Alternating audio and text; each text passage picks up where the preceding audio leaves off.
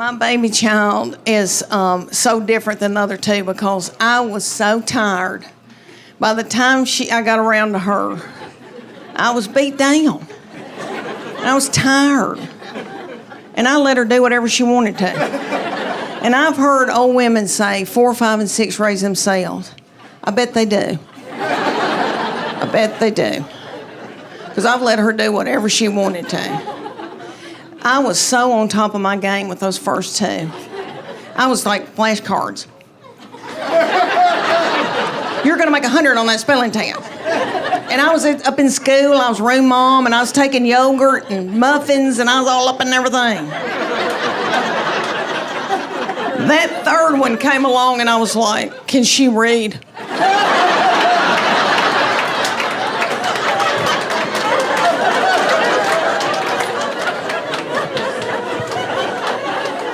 Let me tell y'all that my people are down in Middle Tennessee. I told y'all farming people, and I was raised old-timey Methodist. And my people are kind of superstitious, and there was like no gambling. You could play rook.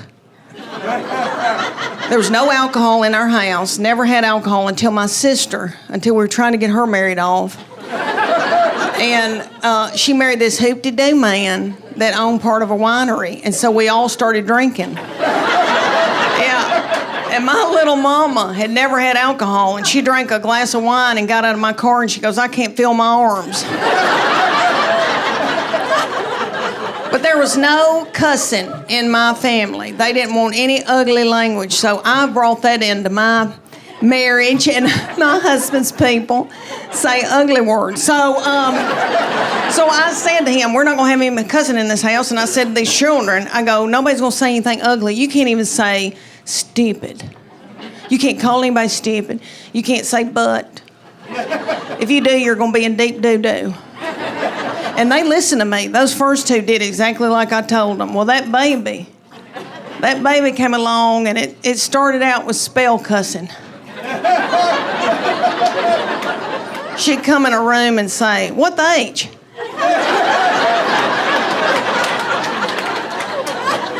And then it went on to, what's up, mofos?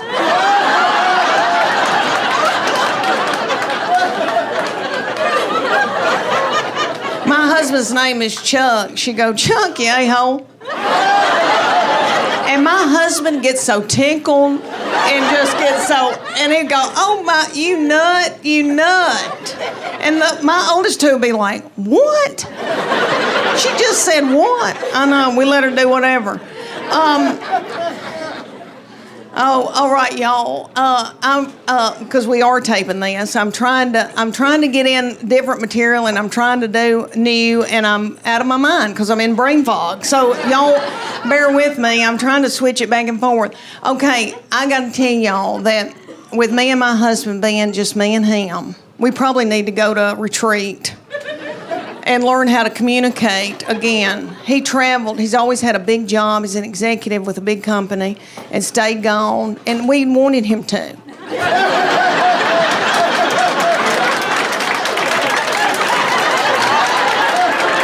I'd be like, your daddy's coming home. Clean up your room. Everybody, dude. I mean, we had a ball when he was gone, honey. My husband's smart in math. Anal retentive, type A, hunter and a gatherer, can kick a door in. I like that. Very, very introverted, very quiet, but very, very smart. And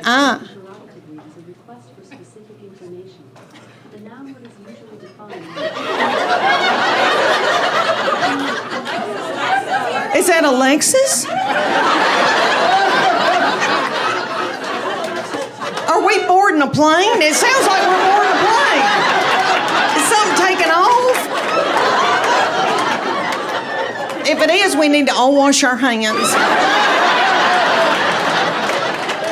What was I saying? Oh, my husband. Okay. So he has always been, like he worked for Burger King when he was 14. They gave him a key. So,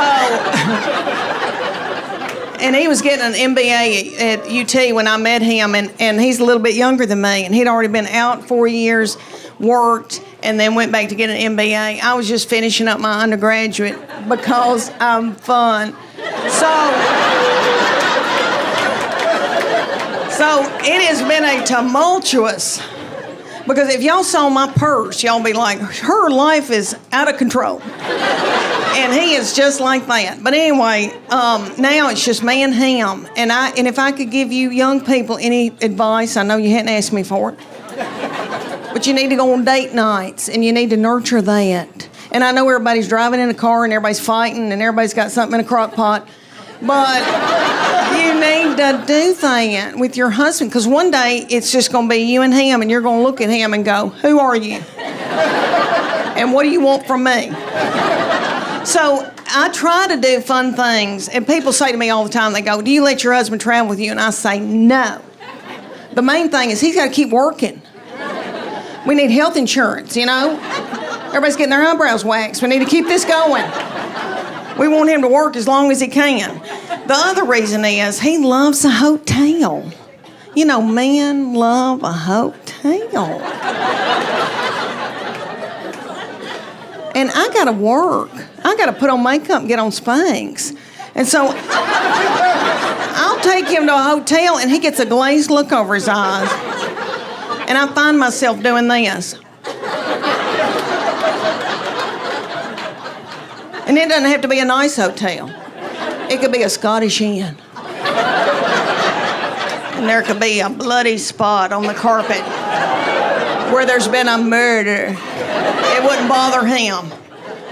But anyway, I don't let him do that. So around Knoxville, I try to do things for me and him to do together. And I bought him tickets to go see Def Leppard and Journey. Oh, y'all. Going to a concert is very different when you're 54. I went to school at UT, and I used to go to all the concerts. I saw Tina Turner, John Cougar Mellencamp, Rod Stewart, I don't know where I got the money. But in the 80s, honey, I went. Nick, I was so cute. I had on little bitty britches. My thyroid was functioning. I didn't care about food. I'd eat a half a can of tuna, and I'd be like, I'm full. But anyway, so I got us tickets, and my husband, I thought, we're going to have a date night. And he goes, I can't get there in time to go out to eat. I'll meet you at the concert. So he had bought a tall boy and an egg salad sandwich at the gas station. I know, I had to smell that all night. So anyway, I was hungry, and everybody at that concert was my age or older. And everybody's worried about the snack bar. And I was too. Journey was already on stage. Nobody cared. Everybody was at the snack bar. But anyway, Little Journey, we all go to watch Little Journey. Journey does not have Little Steve Perry anymore because he had to get a hip replacement. So and I loved him. They've hired this little bitty man who is yummy, and he's taking care of himself, and he's got little bitty britches on, and he hadn't eaten white flour and sugar, and I don't think he's done dope, and I don't think he's slept with nasty women.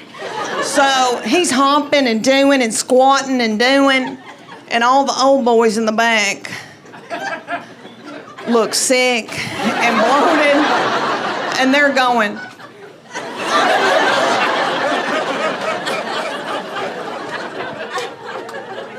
But anyway, they were good, and we watched them. Then little Def Leppard came out. Have y'all seen Def Leppard? Still could sing like nobody's business. But that little man came out. Oh, that little man came out. And his little hair was down to here, and you could see through it. And I took one look at him, and I thought, thyroid. Because I've got it too. My hair's thinning too. And that little bitty thing's legs were that big. I've never seen legs that tiny on a man. Frail. And he propped it up on a little... And he'd do... And then I noticed there was a hump right here, and I thought, what's that hump? Oh, hernia. He's got a hernia. And I know because I've had one. And he hadn't had time to get a mesh put in it. I've got a mesh. Anyway, he started singing, "Put Some Sugar on It." And my very quiet, introverted husband stood up and then sat back down. We had a ball. They were wonderful. And then we walked out of Thompson Bowling Arena, and everybody was walking like this. Because everybody's got plantar fasciitis. I've had it. Yeah.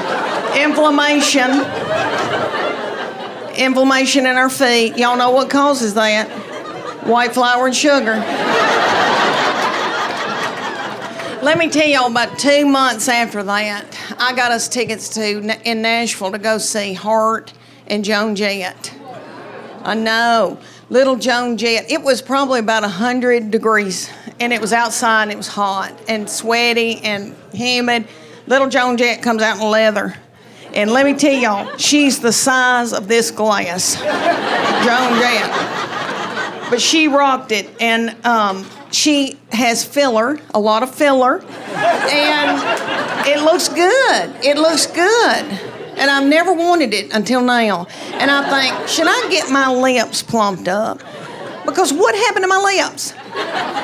My lips just sucked up into my body. I used to have lips. Anyway, so she came out, she was wonderful, and then Nancy and Sweet Ann and Nancy came out, the sisters, Hart.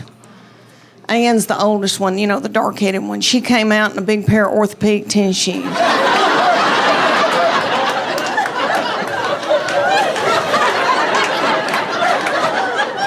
That's how she looked. You could tell she was hot and it felt good. And she was pissed. And she had on a long-sleeve dress, and I get it, I don't want to show my arms either. She had on a long-sleeve dress. It was 100 degrees in Nashville at night, humid, sweaty. She had on pantyhose with those big orthopedic, I know, and I thought, what in the world? And then I thought, compression. She's got on compression hose.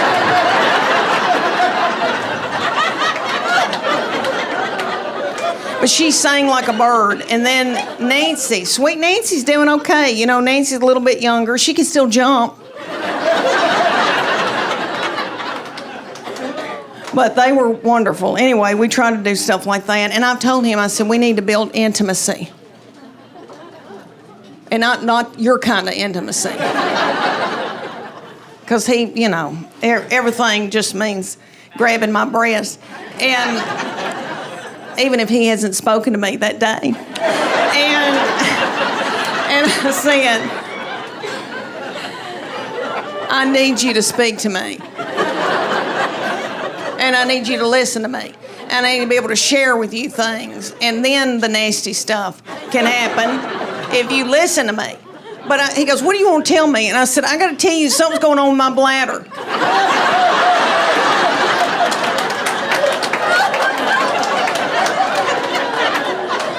He said, I don't want to know.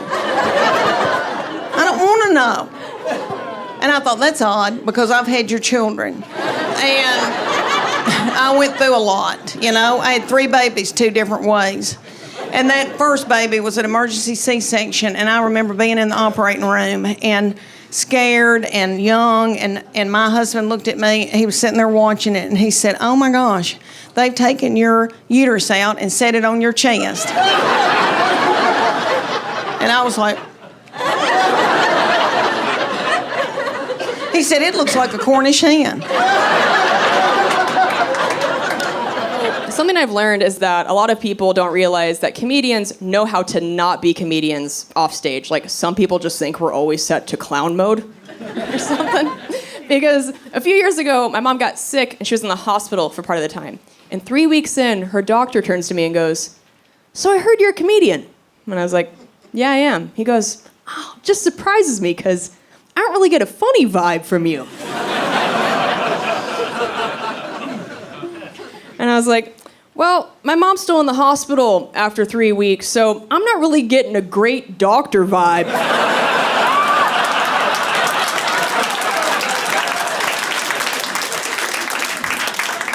I can be petty off the clock too, bitch. I will do it for free. Also, what does a funny vibe look like to this guy? We're in a hospital. You think I'm gonna walk through the waiting room honking boobs like, hee hee hee hee hee hee hee? It's like, people are bleeding out. You gotta clock out sometimes. But here's the thing. When my mom was in the hospital, she ended up getting diagnosed with dementia, which has, of course, been the most heartbreaking thing to go through. But she is so smart and so funny that even with dementia, she's still pretty crafty, like still tries to prank people. So she and my brother were talking. He thought it was going well. And then all of a sudden, she just starts shouting, "Nurse! Nurse!" And my brother's like, "Oh my God, Mom, I'm right here. What do you need?" The nurses come running in. They're like, "Kathy, oh my God, what's going on?" And my mom just goes, "Look how handsome my son is."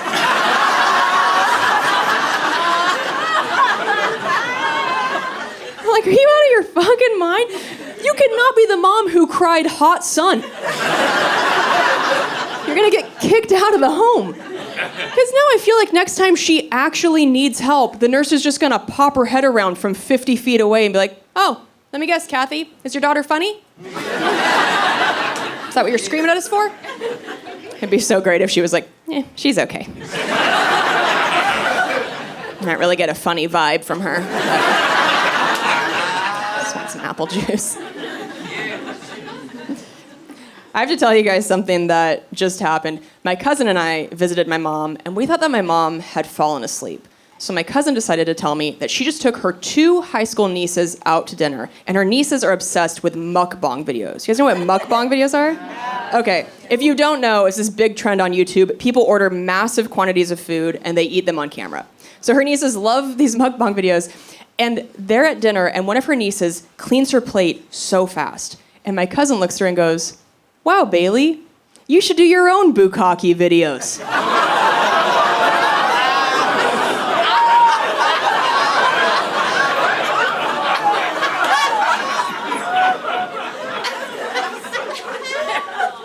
And her niece went white in the face, which is very funny if you know what bukkake is.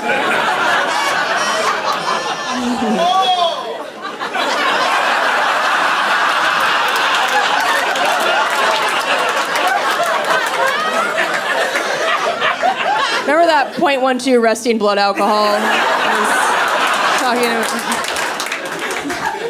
Such a delayed reaction. Oh, fuck. Yeah. I can also tell that some of you do not know what bukkake is. And honestly, you're better people for it. You are more pure of heart. Okay. A Midwest mom just went...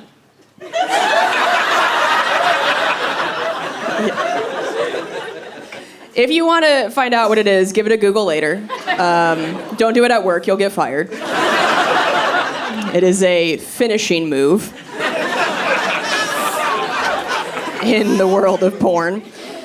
And I'm like dying laughing at this story. And then all of a sudden, my mom goes, "I've done bukkake once."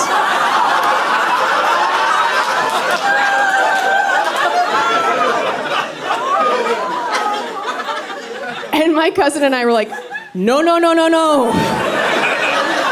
Do not say that word in the home. I promise it is not whatever you think it is.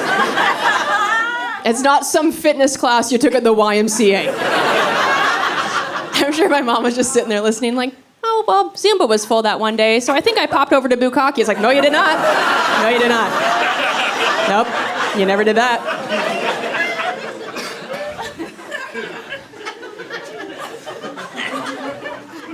And here's the thing, I always take really good care of my mom, but I took extra good care of her that day because I was like, those cannot be your last words.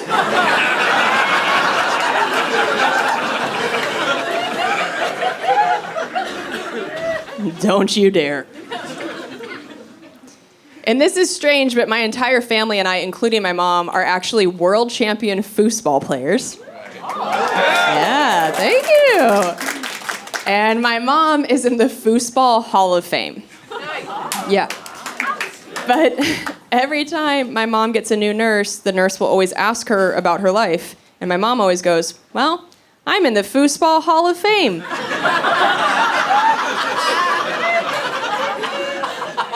And every nurse goes, sure you are.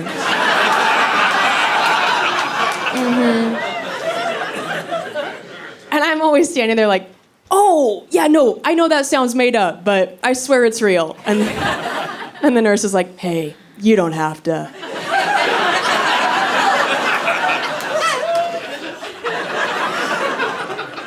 And I'm like, lady, I swear to God, I can show you her trophies, I can show you a video of her playing. And that's when the nurse starts to look at the other nurses like, oh, does the daughter have dementia too? It's like a T-Mobile family plan of dementia. It's like too weird to believe. And my mom growing up was also somebody you did not want to cross. My parents got divorced in the 90s, back when there were home phone answering machines. And before the divorce, our answering machine message was my dad saying, "You've reached the Cooks, please leave us a message." And then after the divorce, my mom had changed it to her just blasting Alanis Morissette's "You Oughta Know."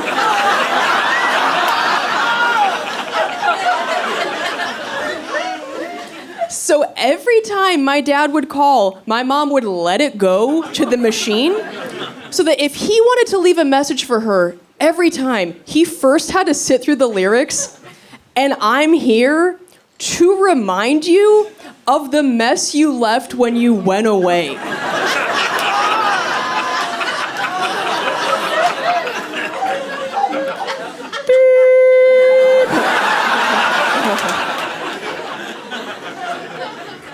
I mean, that's a bad bitch move right there. That takes balls. Because it's not like that was just the message for when my dad called.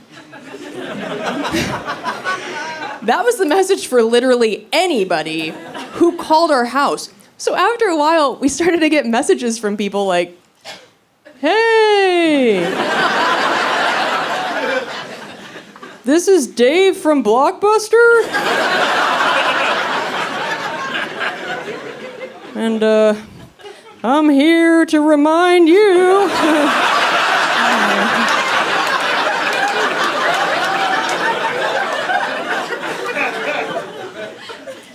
"Your Space Jam VHS is overdue. Really sorry about whatever you're going through."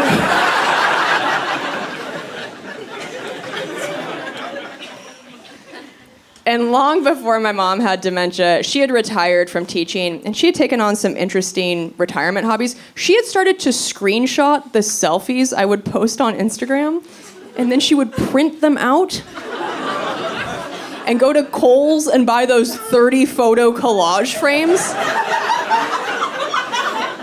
and frame my selfies. But I didn't know she was doing this until I visited home one day, and I just walked into a museum.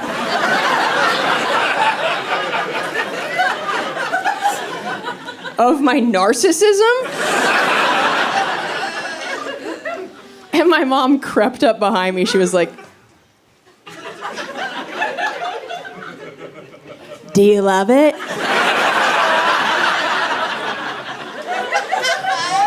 What is this, a haunted house? This is fucking horrifying. I'll never take a selfie again. This is like an intervention. But here's the thing. Nobody had taught my mom how to crop a screenshot. So all of these printed, framed photos show her phone battery percentage.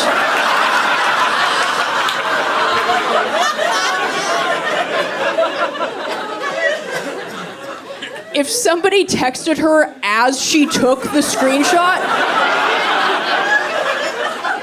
it's up there.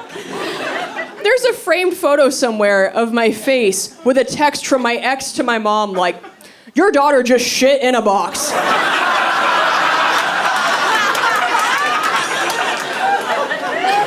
My husband Daryl and I, we never really wanted kids, but man, his family's been putting the squeeze on him, asking us when we're gonna squirt out a grandkid. And that's a weird thing to ask someone in the middle of a bong rip.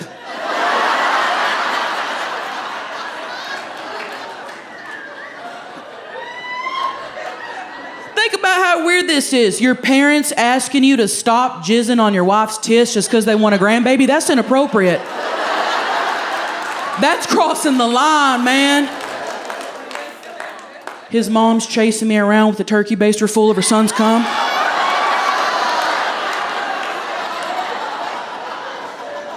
It's like, bitch, I'll ask for it when I want it. Fucking wild, dude. Y'all, my husband's family is the last group of people that should be asking when there's gonna be more of them. No, Daryl came up to me not too long ago and he said, baby, I think it might be cool to have someone carry on my legacy. I said, baby, what fucking legacy are you talking about? Let me tell you what you're known for in our hometown, Daryl, okay? You hold the record for 3 separate ER visits from singeing your asshole while trying to light farts. That's 1. You're the only person to get kicked out of high school and the Navy in the same calendar year. That's 2. And you got escorted out of a Bass Pro Shops for getting your dick sucked in the duck blinds.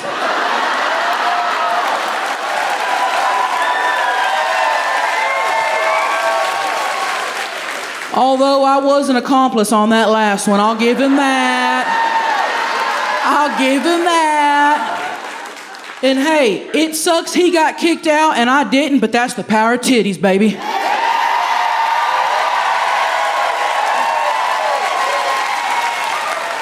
So I said, baby, I think the world can live without your legacy.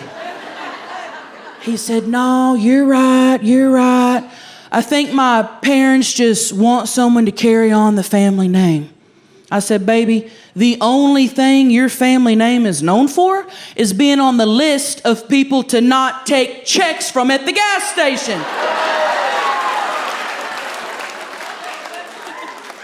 Matter of fact, if you guys had a family crest, I'm pretty sure there'd be a picture of a stolen Cadillac converter on it. He said, no, you're right. Okay, guess my bloodline will just end with me. He said bloodline, y'all. Bro, this ain't Game of Thrones. You don't come from a family of regal dragon riders. You do come from a family of illegal drag racers. And the last time the cops caught you street racing, Daryl, they checked your bloodline, and you blew a .27, my man.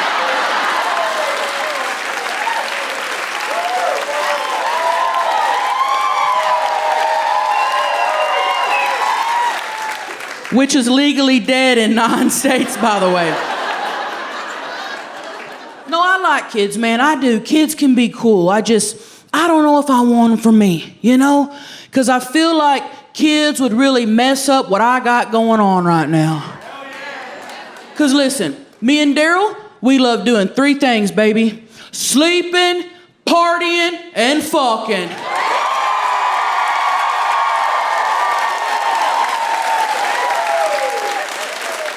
And kids ruin 3 things, man. Sleeping, partying, and fucking. How am I supposed to sleep till noon if I've got a little semen demon shaking me up?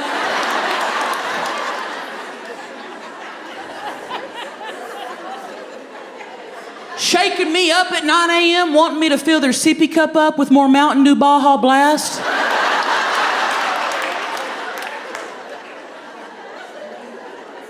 I bought that 2-liter for me. The last thing I need to do is wake up hungover with a baby in a bed full of piss and not know if it's theirs or mine. And think about this, okay? You're at a party, okay? Parties are supposed to be fun, right? Nothing ruins the vibe of a party like a little crotch fruit begging the DJ to play Baby Shark 30 fucking times. God, they listen to the shittiest music, man. Show me a toddler that knows every word to wet ass pussy, and then we'll talk.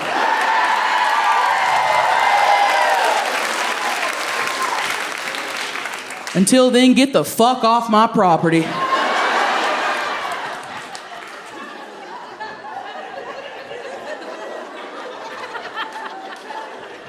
And forget about a sex life. Oh, forget about that shit. Doctors say you can't have sex for 6 weeks after giving birth. Are you fucking kidding me? I haven't gone that long without a good dicking down since 7th grade, baby. How do you think I graduated?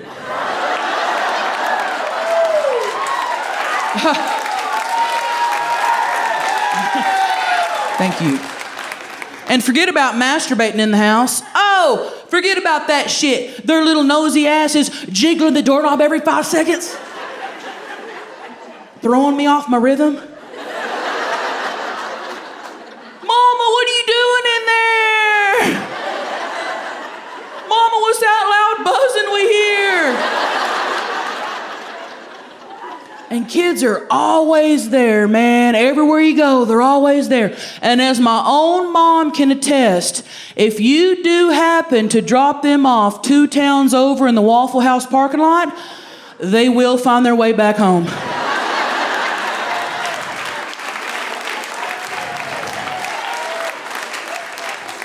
And the older they get, the more expensive they get. I don't have Scholastic book fair money.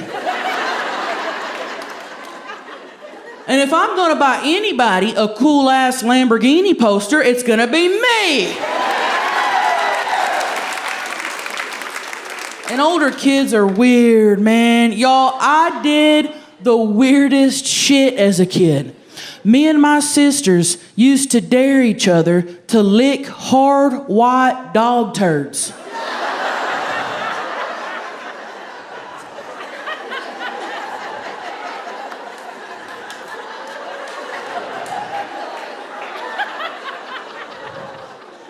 And we weren't racist. We would have licked the brown ones too. They were just always white for some reason. And when we really wanted to go the extra mile, we dare each other to hold it in our mouths for 10 seconds. And we did it. Don't act like y'all didn't do weird shit. You're at a Tammy show. I'm not fucking buying it. I'm not buying it. I had a lady one time after a show tell me that her grandma was a real big heavyset lady who always wore muumuus and no underwear, okay? And every time she would get up out of her recliner, her and her brothers would dare each other to sniff the seat.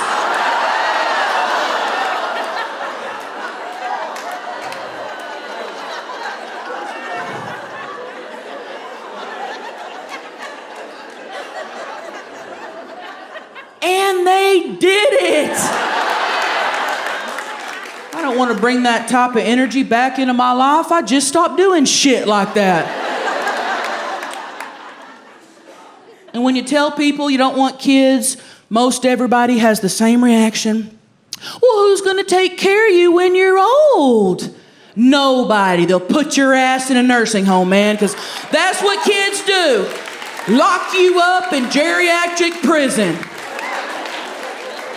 No thanks, nursing homes fucking suck, man. And listen, I don't want y'all to think I'm up here hating on old people. I don't hate old people, I'm terrified to become one myself, all right? Because listen, if I wanted to be an old person, I'd probably start making healthier life choices.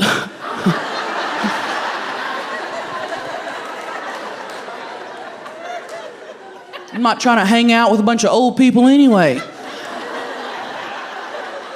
And listen up, Gen Zers, okay?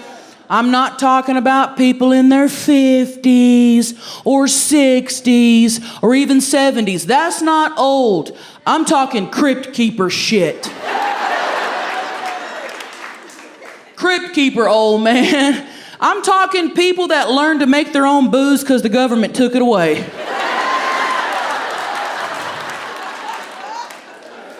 Little kids and old people, I try to pretty much stay clear of anybody at the extreme ends of the aging process.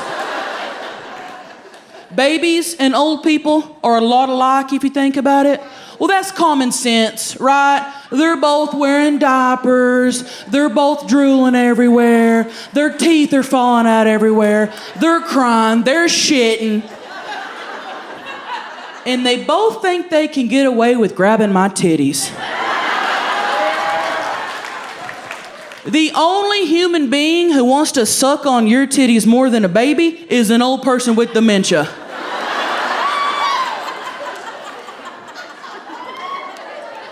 And they got the strength to make it happen, man.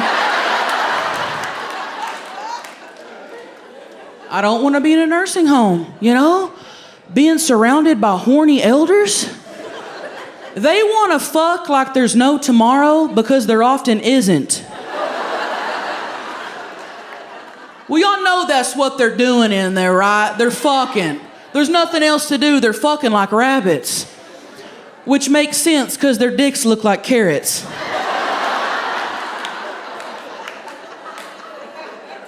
I thought it was funny.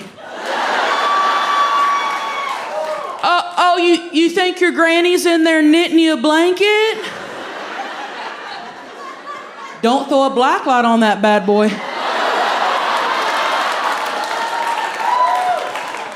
You might want to spin that thing with a Tide Pod before you throw it on your bed. And I bring this up because this is a real statistic. Have y'all heard this? STDs have skyrocketed 300% in nursing homes in the last 10 years. That's real.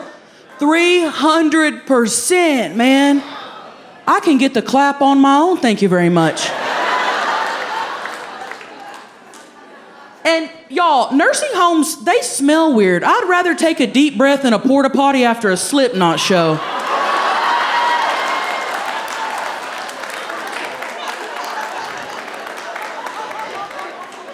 I'm sorry, that was gross. I probably should have picked another band.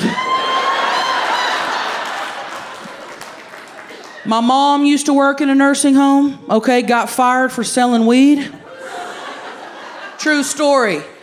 Maybe they'll stop trying to fuck each other every 5 minutes if you let them get stoned every once in a while. Well, think about it. They're walking around, they're on oxys, they're on codeines, they're on horse tranquilizers. And you're gonna fire my mom for trying to move a couple dime bags? Don't sound like a cool place to me, man. I mean, the lady got one job and turned it into two. They should have gave her a raise for that type of shit. I've been doing stand-up comedy since I was 24 years old. I am now 40. Aw, thank you for cheering for that part. I'm getting older. I'll be honest, having a hard time with it. I thought I was gonna be the girl that no matter what age I was just gonna embrace it. Like, that's me, yes, queen, yes. Turns out that's something you say in your 20s. Then you get to your 40s and you're like, ooh, no queen, what happened? Oh no, that's too much eyelid. It's scary getting older. It's scary for women getting older. Because men, if you get gray hair, that's sexy. That's salt and pepper. Hey. Women, we get gray hair and it's like, oh, what happened? That's not fair. I gotta start changing some things about my life. I can't keep shopping at the same stores I used to shop at. Like Forever 21? No, you're not. Turns out that was a lie. I cannot be in line behind some 21-year-old buying the same dress as her. She's out here living her best life. I'm trying to remember to take my vitamins. We like the same dress for different reasons. She's like, ooh, has pockets for my ID. I'm like, ooh, pockets for my Tums.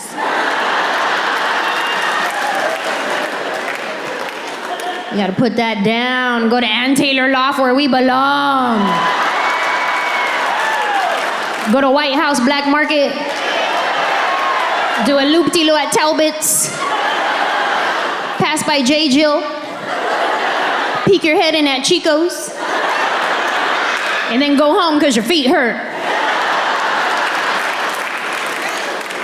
I'm approaching the age where I'm gonna start getting my clothes the same place I get my groceries. Say I won't. You will catch me at Costco. Yeah. About to get them Kirkland jeans, them Kirkland socks, that Kirkland body wash. Hey, this Kirkland gang, what?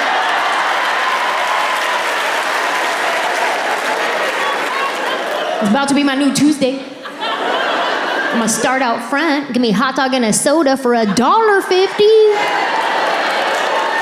Then I'll flash my VIP card and mosey on it. I start with a lap of samples. Then I take my hair out of my ponytail, make a lap in the other direction. Round 2. Hey, but if you come in for a second sample at Costco, be warned. These sample ladies get offended. They act a type of way if you come in for a second sample. Like they have been baking from scratch all day long. Like, really? Beth? Just give me another chicken tender. Why you gotta do this? It's embarrassing enough just asking for a sample. It's embarrassing, right? Because you have to pretend like you've never heard of this product before.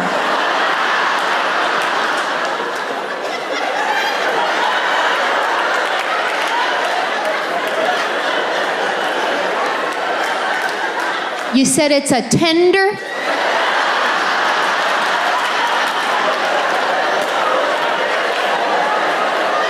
And you dip it?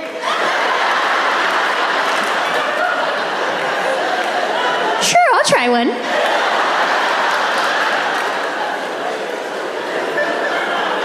I be coming up with lies just to get a second sample.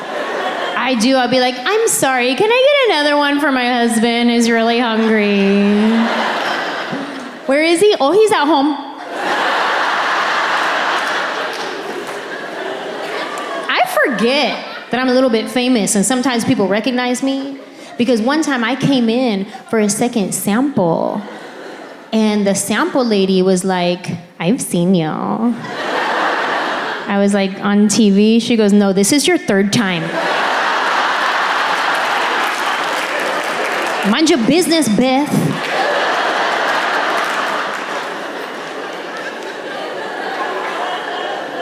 It's hard getting older. There's too many acronyms to keep up with now. Like my friend texted me the other day, she was like, TLDR. I was like, what's that? She said, too long, didn't read. I was like, oh, well, too short, didn't understand. I know BRB and LOL, that's it. And I have come to realize that I am far too generous with my LOLs. LOL has become a common courtesy. It's just a thing you say. Like another common courtesy, if somebody's next to you and they sneeze, what do you say? Bless you. But are you really blessing them from God? No, it's just a thing you say. When your friend texts you and they're trying to be funny, what do you say? LOL. Did you really laugh out loud? No, you didn't. At this point, LOL just means I have received your text. If I reply to your text with LOL, at most, a little bit of air came out my nostril. If I reply to your text with LOL, this is how I read your text. Like, it was funny, but I don't know how to type back. If I reply to your text with ha ha ha ha ha, that's funny. If I reply to your text with bwah ha ha ha ha, like BWHAHA, that means that was so funny I had to spit something out my mouth. If I reply to your text with rows of ha ha ha ha ha ha, I start using other letters like HAJK ha ha ha, QRST ha ha ha, that means that I said something funny and I'm really proud of myself.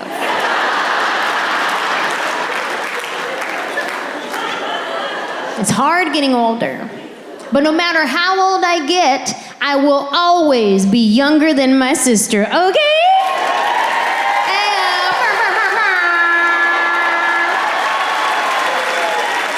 I am my sister's little sister. Any other little sisters here tonight? Little sisters? Yes. Dare I say the little sister is the best sister? Probably because the older sister is exhausted from having to raise the rest of us. Right? Because when mom was at work, she had to cook, she had to clean, she gave herself spanking privileges. My sister was stressed out by the time she was 13. We'd catch her on the side of the house smoking those candy cigarettes.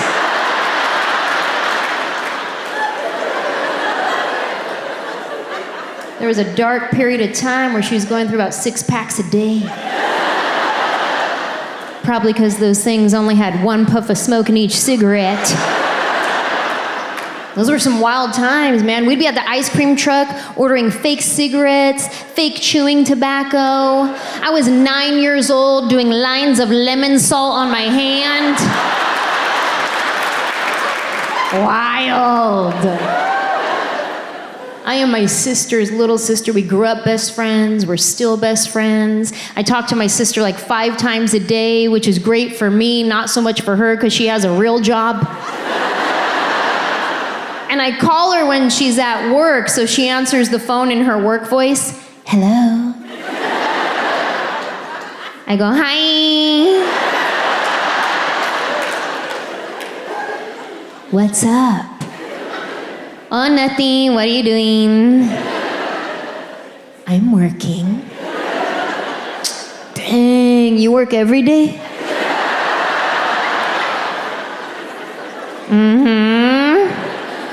All right, then. Anyway, I was watching this show last night. It was real good, but then I fell asleep and I had the craziest dream. I was hiking up this mountain and there were these little birds in my shoe that kept chirping at me. Then I get to the top of the mountain and grandma's house is there, but not grandma from San Jose, grandma from Reno. And I was like, dang, that's crazy. Anyway, what are you doing? Still working. Okay, call me later, bye. And I hang up. Only she doesn't call me later. So I have to call her later. But she's at work. I don't want to be a pest. So I give it like at least an hour. Then I call her back. Now she answers the phone. No more work voice. Now she has deadlines. She has things to do. Now she answers the phone. What's up? Oh. Real quick, do you remember when Dad used to take us camping? Yeah? And remember how we always used to have those Dorito sandwiches with pickles in the middle? Yeah? Those are good, huh? And you'd think she'd be pissed because I'm wasting her time, but now we're talking about food, and food is our jam, so she participates. Those were so good. I haven't thought about those in forever. I know. Do you ever think about Chef Boyardee raviolis? Yeah? Do you ever think about fish sticks? Yeah? Okay, I'll call you later. Bye. If I ever call my sister and she doesn't answer the phone, I automatically assume it was a mistake. She left her phone in the bathroom. I should definitely call her right back. And if she still doesn't answer the phone, then I wait for the text message from her that says, on a conference call, what's up? If I don't get the on a conference call, what's up text, then I know for a fact she's probably being attacked, and I should definitely call her till she answers the phone. But she loves it though, you know what I mean? Especially when she's real busy at work, I'm like a breath of fresh air.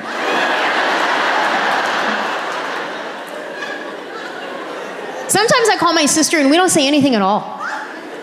We're just on the phone. And my husband doesn't get it. He's like, what are you doing? Hang up the phone. I'm talking to my sister. But neither one of you are saying anything.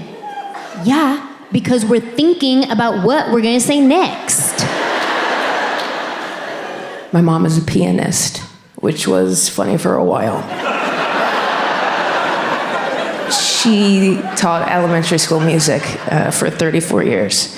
And I grew up going to visit her classroom, even into college. And one time I was visiting her class. She had a second grade group in there. And she was teaching them that song, 1, 2, buckle my shoe, 3, 4, shut the, classic. She has all the kids in a circle. Circles are huge in the music industry. And she's having them finish, like 1, 2, 3, 4, 5, 6. She gets to 9, 10, and she points to this little second grade boy. She says, 9, 10, and he goes, big fat asshole. I literally had to steady myself on the door frame. I was laughing so hard. My mom was like, Jonathan, you go sit by the door. I was like, not over here, he's killing. 9, 10, big fat asshole? It doesn't even rhyme. This kid's a genius. What was he just saving it up all day for Diane's class? And knowing that the worst that would happen to him was like, Jonathan, you go sit by the door. You're too young to be alone in the hallway, but you're out of the circle.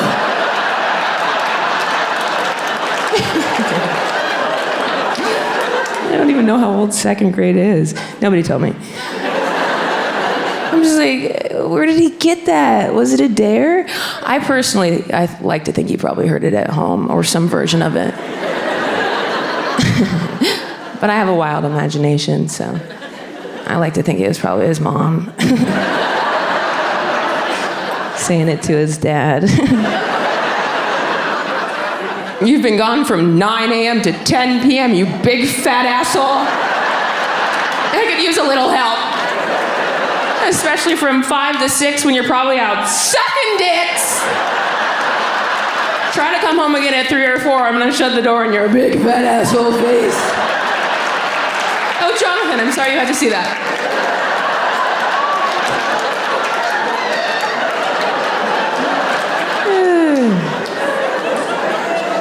That is his real name. I've left it his real name in case he needs to find me.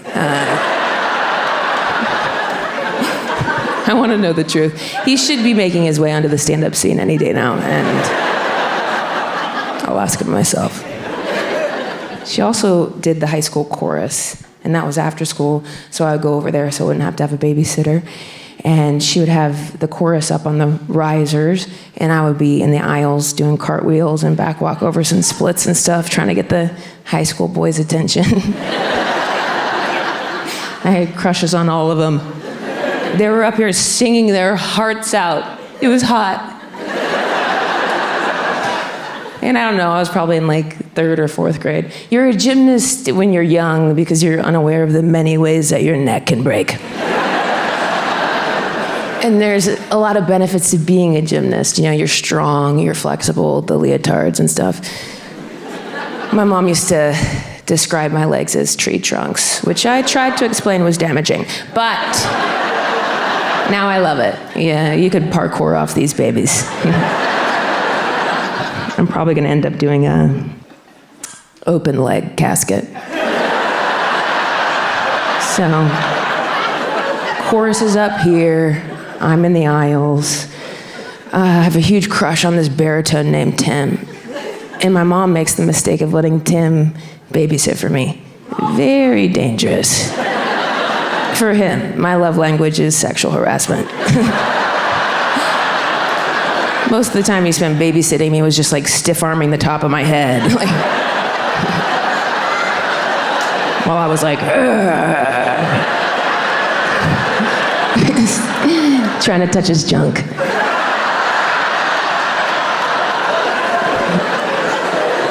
We were an all-female household. I had curiosities.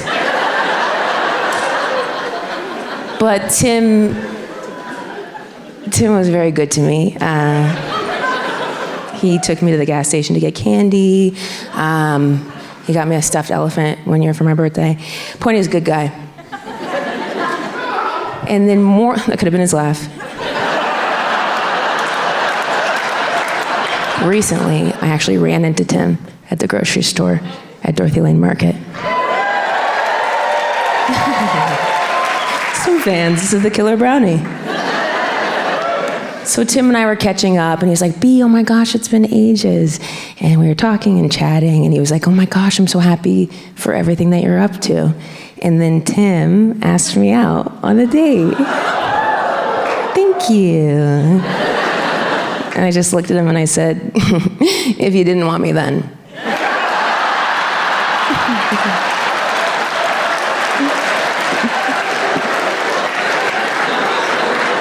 Bit of a pedophile joke. I think it was fun.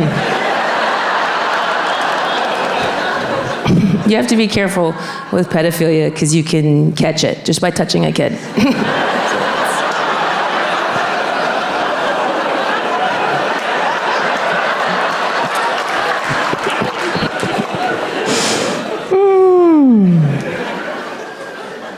So we had guinea pigs growing up, and we kept them in our garage, and in the hot Ohio summers, they absolutely died in there.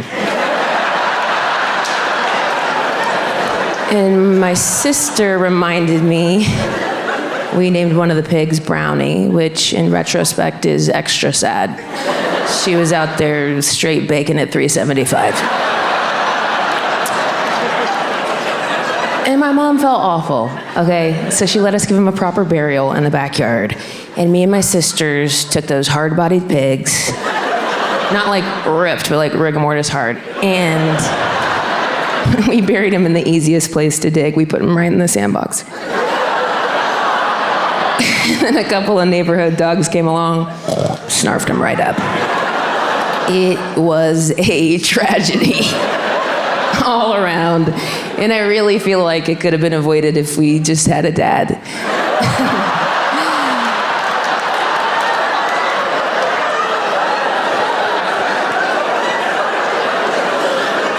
I don't know what dads do, but I assume it's regulate the garage temp. They're always in there, tinkering around, planning their escape. No, my dad didn't escape as much as he was asked to leave. Escorted off the premises. Some of you know this about my dad. When I was little, he moved down to Orlando, Florida to become an actor, which is not where you go.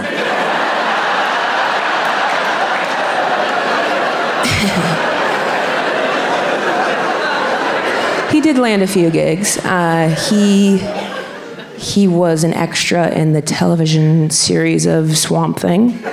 He was a truck driver in that, and that's it. And they took things into his own hands, started his own business, and now he's in the sign spinning biz. He calls it live roadside commercials or character directionals. He likes to devise a character and then present it to the cars. He's a leprechaun in front of this Irish pub called the Kerryman, for example, and the rest of his characters are available on his website. So we grew up, around a lot of costumes, like thrifting and going to Ray's Circus of Value and stuff. For example, like he loves a morph suit. You know what those are? It's like what Olympic speed skaters wear, but there's like no hole cut for your face. So you're just like in a single lycra suit, just one color, head to toe, no skin showing. He wears an orange one in front of the Orange Julius. I don't know how the silhouette of my dad's penis sells smoothies, but that was a bit of a tongue twister, and I really got through it. Silhouette of my dad's penis sells smoothies. He heard me say that, and he was like, I wear shorts over it. I'm family friendly. Okay. It doesn't rain that often in Orlando, and he called me one time after a shift. He said there was a sudden downpour, and I almost waterboarded myself. I was like, I couldn't breathe. It was stuck to my face. My fingers are covered. The zipper's on the back of my head. I nearly died. I was like, I had to get into the car. I was so embarrassed. I was like, it's only embarrassing when it's wet? Or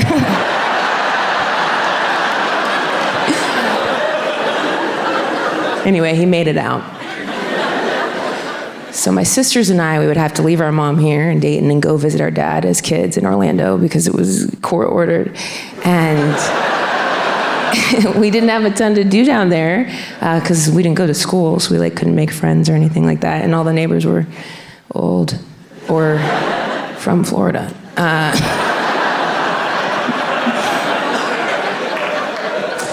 So we did a lot of playing in the costumes, and there were a ton of them. The garage was wall to wall filled with costumes. Sometimes we would find strangers in there because they thought it was a garage sale. So one night, it was actually just me and my oldest sister, Megan. We're playing in the costumes, doing a photo shoot. I put on this muscle tee, you know what I mean? It's like a muscle tee, but then there's huge latex muscles that you put your arms through, and then a brown curly wig. And it just wasn't working for me. I was like, what's my motivation? So then Megan put on this gray pinstripe suit, a Dick Tracy hat, and some wingtip shoes. And it was really working for her. She was feeling herself. And so I decided to go with something fresh, unopened. I went and put on this full red lace bodysuit. And then we whipped up the tunes. We were dancing around. Megan's 6 years older than me. We're dancing. I do a high kick, and Megan goes, oh my God, Beth. There's a hole in the crotch of that. I was like, cool. So you can pee? She was like, yeah, take it off right now. So I was just a 6th grader in a sex suit. Then, this is when my dad comes in. I believe we were told to be quiet. And he pokes his head and he's like, girls, get out here. You're gonna wanna see this. And we were like, do we? Wanna see what's in your backyard at midnight in Orlando, Florida?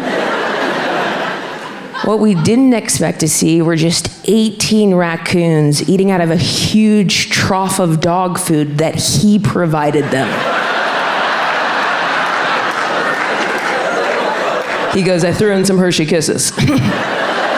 Even raccoons deserve dessert. I was like, that I agree with, honestly. Everybody deserves dessert. Otherwise, this is disgusting. He said, don't worry, B, every night after they're done eating, I bleach the deck. What? You're telling me you've created for yourself a 12 a.m. to 2 a.m. unpaid raccoon internship? Take back your life, man.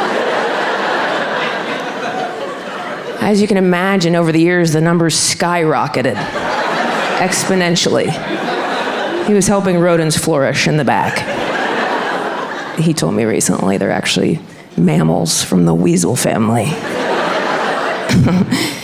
Well, I thought the highest the number got was 73, but he FaceTimed me a couple weeks ago. I didn't pick up, and if I don't pick up, he'll text right away. He's like, Beth, this is your dad.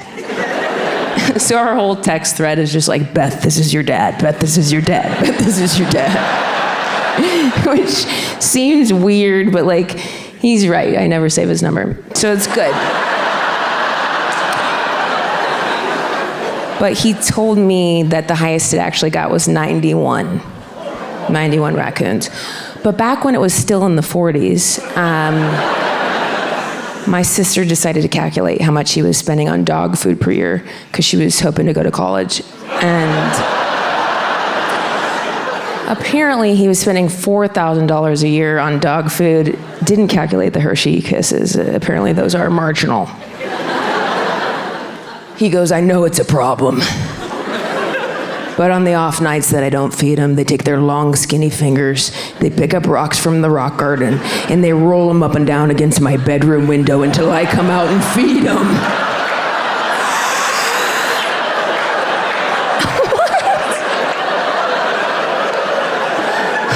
Call an exterminator immediately.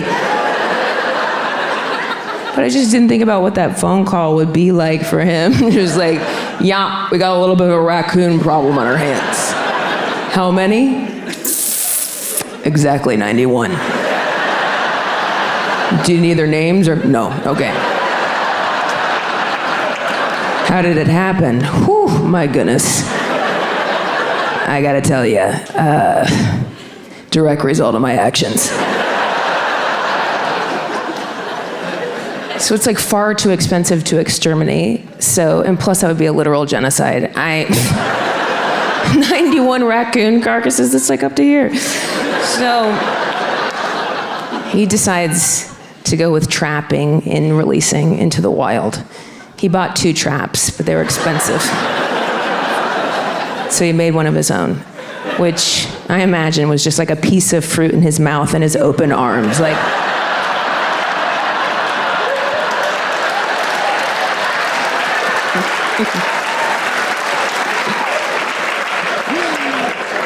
he was taking them one by one. He was releasing them into the wild, and he was very proud because it took so long, so he liked to update me. He's like, so far I've got 39 raccoons, 2 possums, and a black cat. There's still a bunch of them out there. Biggins. So he was taking him in his car. He drives a Geo, which is essentially a roller skate. And he was putting a blanket over the cage. I was like, so they can't find their way back? Or he's like, I didn't want him to get rattled. He's like, but still, they poke their fingers through the blanket and they sound like Halloween. I don't know if I've painted a good picture of my father thus far, but this is the same man who visited me in Chicago once when I was living there, and he described riding the L train like Jurassic Park. So I have no clue what he's talking about when he says they sound like Halloween. Whether it's like, like one of those ghosts you walk by at CVS, it's like,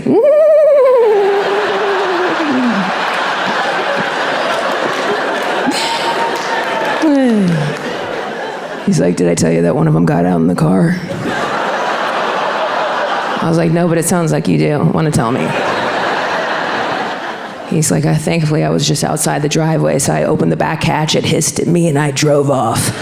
I was like, been there.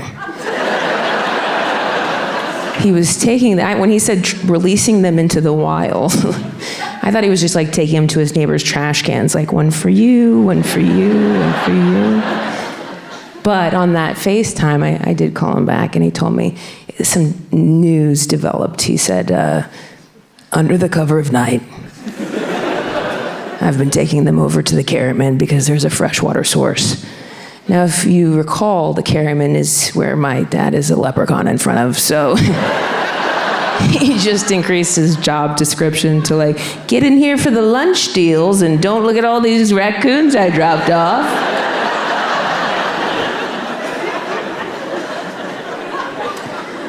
So he goes, I finally got down to the lead raccoon. And I walked him over there. I put his cage down in the grass, and I just was standing there in my swim trunks. I was like, are you baptizing them before they left? He's like, and Snorky walked right out of his cage. They don't always do. And he walked over to me, and with his bare hand, I'm like, what else would it be? Are you putting them in little outfits? Like, I'm gonna need the gloves back, my guy. And the top hat as well. Yeah. Thank you so much. Keep the cane, you're gonna need it. He goes, Snorky walked over to me, and with his bare hand, he went like this on my crock.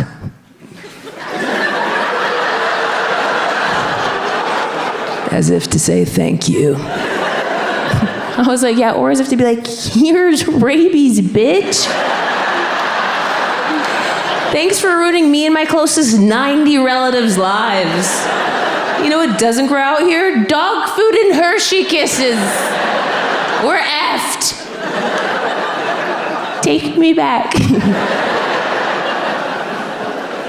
COVID was like a universal trauma that we all shared. What a crazy time. Everybody's life changed. Things changed for people. I became a mom during the pandemic. I had a baby, which is wild. Thank you, most of you.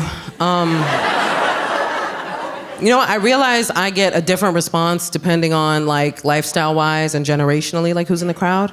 Like if it's older people or people with kids, they'll be like, woohoo, you made a person. But like young single people, y'all be like,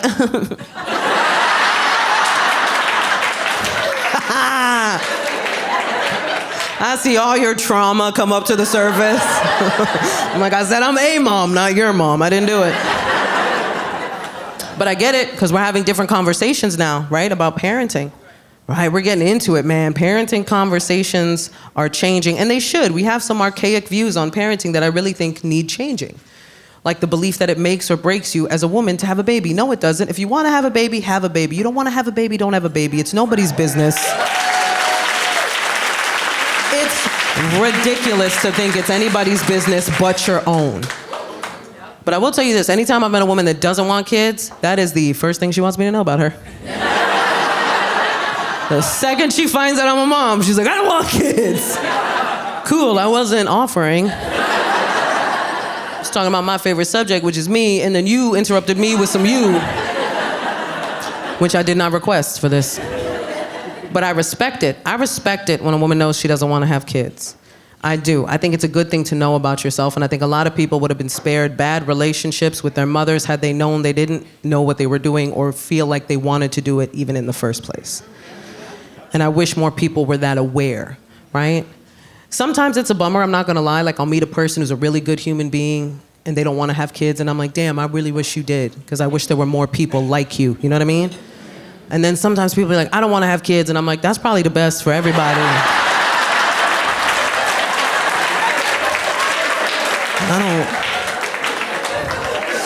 I don't think you should have houseplants. Like, I don't know if you know how to love, bro. We're having these different conversations that I feel like are so important because we're talking about things that definitely people that grew up in certain generations never heard of, right? Like we're talking about toxic parenting, right? We never heard that growing up. And let me tell you something, like I said, I'm Puerto Rican. I guarantee you nobody's cornered the market on toxic parenting like Latino parents. Woo! Man, oh, look at us trauma bonding. It hurts so bueno, doesn't it? I'm telling you, man, we put the tra in trauma. That was us. That was all us. Just Alma, we spiced it up. That's why we have to talk about stuff like toxic parenting, because a lot of us didn't even realize we had toxic parents until we looked over our childhoods with today's guidelines. I thought I was safe. I was like, nah, I love my parents love me. What's that? Yeah, they hit me. Every day. But only when I was doing kid stuff. Let me see that list real quick. Let me look real quick. Saw all the information they know now about raising kids, and I was like, oh no! I need so much therapy. Like, that's wild. I hope there's a punch card.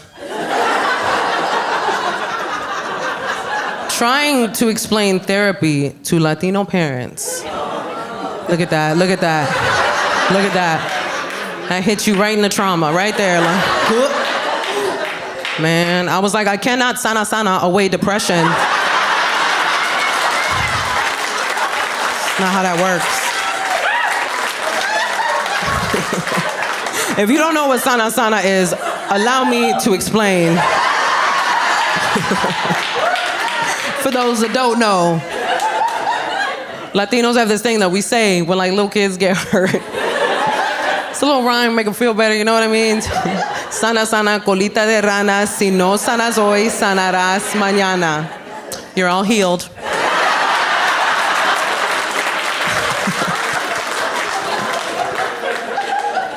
One time my husband was like, can you translate that? And I was like, nah.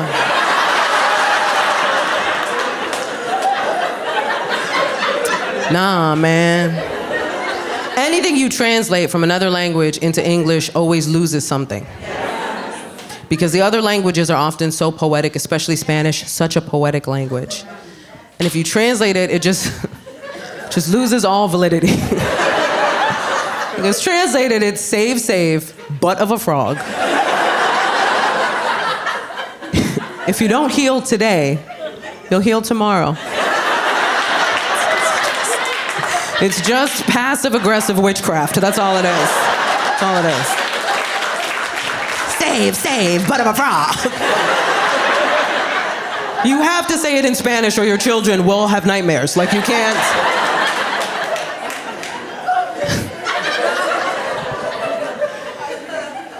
It's such a crazy time to like be a parent because we're doing things so different, right? Like now you can choose your parenting style like you used to choose a Mortal Kombat fighter. Our parents only had one style. It was survival. That was it. They just had to make it through. But we chose conscious parenting, me and my husband, conscious parenting, which is annoying. I'm not gonna lie to you, it's annoying because it's not permissive. It's literally realizing every way in which you affect a tiny human life. And you have to be so aware of everything, and it's so hard because you want to fight them. You know you shouldn't. You know it's not their fault, but you find yourself getting frustrated at the craziest things. Because I would just be like, why can't you use a spoon?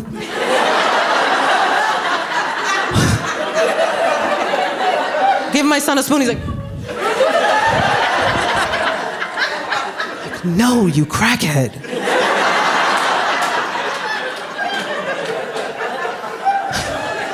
It's just yogurt everywhere now. And the stakes just get higher and higher as you go along, what you have to teach them, what you have to be patient with, because now we're at potty training. Literally, there was one time my son made full-on eye contact with me as he pooped on my living room floor. And as a conscious parent, I was like, way to listen to your body, little man.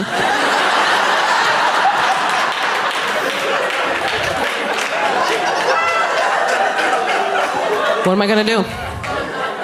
What am I gonna do? He's a kid, he doesn't know any better. What am I gonna roll up a newspaper, bang him on the head with it, push his face in it? No, bad baby!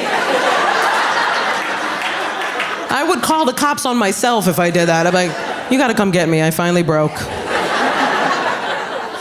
But here's the amazing thing about conscious parenting that they don't tell you. You learn as you do it. The more you consciously parent your kid, the more it heals all of your crap. Yeah, it really does. Because you end up parenting the way you wish you had been parented.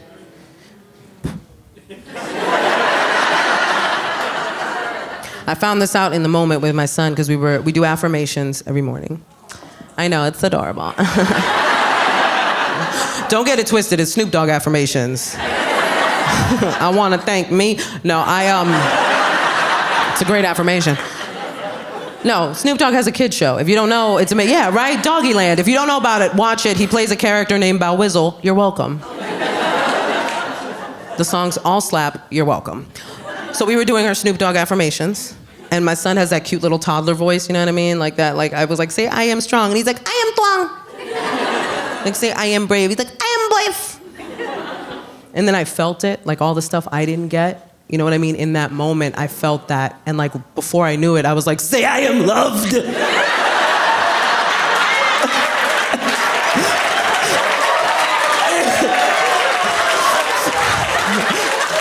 I gotta call your grandma.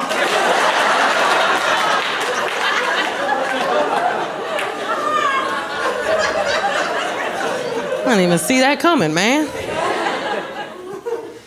And it's so crazy now being a boy mom because the microscope is on us, man. We are underneath such a microscope, everything we do. And I'm fine with it because I think if we change the game, we could really change how things work out in the world. I really do. I don't mind it, you know what I mean? And my girlfriends were on it right away. The second they found out that I was having a little boy, they were like, it's all up to you.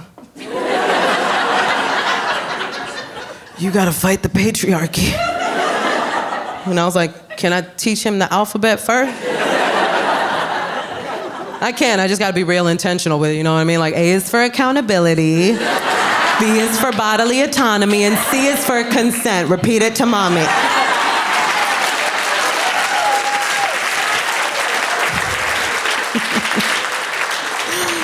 You have to be aware of these things, you know what I mean? And I think the thing that's hard now is that there's so many opinions on parenting now, and you don't know where to go, you know what I mean? And as a parent, it can be hard to take the opinion of somebody who doesn't have kids, for instance. I found myself getting frustrated at people that would give parenting advice that don't have kids. And I felt the way that a lot of parents do. Like, if you're not living this life, how do you know what to tell me to do? Until I realized the reason why I should listen to these people is that they may not have kids, but they are coming from a perspective of a person who experienced a certain type of parenting. And I really had to think, what would my son say about my parenting? And what would I want him to say about my parenting? Not all of it. Some people are dumb. Don't listen to everyone. Because I did have a girlfriend that was like, you better raise him right. And I'm like, what did you think the plan was? What did you think? I think I got pregnant and I was like, I will raise him evil. Go forth and destroy my child. Of course I want to raise a good human being, but I also don't like being told what to do. So the second she said that, there was a part of me that wanted to be like, nope. I was gonna, but then you had said what you said. Now I gotta make sure he has a misogynistic podcast by the age of 7. Just sitting there with some big old headphones like, as a alpha male. And I'm behind him with my problematic boy mom self like, that's right, baby, these hoes ain't loyal.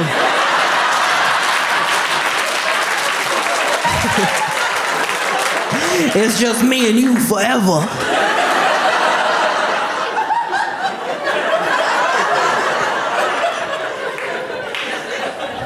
I could never be that mom. Could never be that mom. There was a lot of things that I saw people doing that I knew I wasn't gonna do as a mom. Like the one thing I don't do is boys will be boys. I don't do that with my son. It's too permissive. There's no equivalent for little girls. So I don't allow it. And you know, the parents that I've seen do it, it gets out of hand real quick. You just know it's gonna snowball to bigger things, like boys will be boys. He stabbed the babysitter. He's a boy. He's learning to express himself. And I know you're not supposed to judge other parents, but I do. I do. Only when I see them doing things that are detrimental to their children or to parenting in general. I can't help but pick up on that now. Like there was a woman who put out a video and it went viral. And this was the whole video. She goes, I'm gonna teach my son how to cook so your daughter can't trick him into a relationship with her cooking. First of all, don't nobody want your dusty son. First of all, don't act like a basic skill is something to brag about. And second, how long you been out the dating pool, ma'am? What do you think is gonna happen? You think I'm just gonna leave a trail of empanadas that lead to an altar? You're gonna be like, oh no, I'm married. What kind of idiot did you raise? There were so many things, and when, you know, me and my husband, when we talked about how we were gonna do this, that we decided we were just not gonna do, right? And there were certain things we promised ourselves that we would do. Because there was a lot to consider. Not only do we wanna raise a good human being, but also, my son is multicultural. Like I said, he's mixed. He's half Puerto Rican, half white, hard tea. that Midwest white hits different, you know what I'm saying? Like that's... I know there's white people here, but if my husband walked in, even y'all would be like, that's a white guy. Like, you'd be like, I'm white, but that's unseasoned chicken that just walked through the front door. That is level 10 white. Don't y'all come for my porcelain king. There's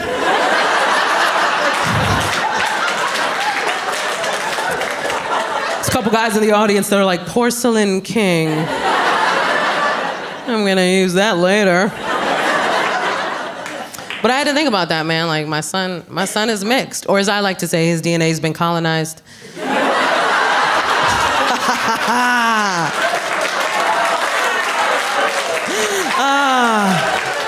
That is my favorite way of saying it. Because people are always like, wait a minute. She snuck in history. I have to think about that, though. Honestly, as the mother of a mixed child, I have to think about the fact that a lot of his childhood is going to be me explaining my half of his makeup and the history of those people. And I know he's going to have questions, because all kids have questions, and I'm petrified. Because I don't know if you've heard the level of questions these children are asking, but these are Jeopardy level questions. And I am, quite honestly, not prepared. I'm just waiting for the day where he's like, what happened to the indigenous people of the Caribbean, Mommy?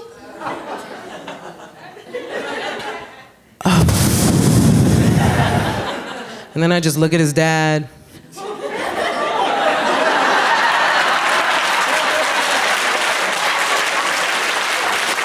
This is your time to shine, sir!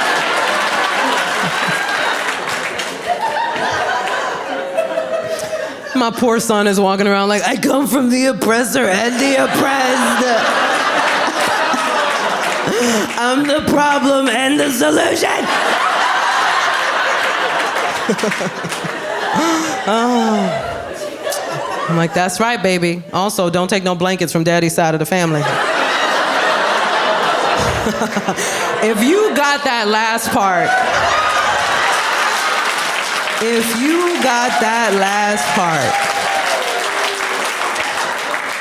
I love you from the bottom of my heart.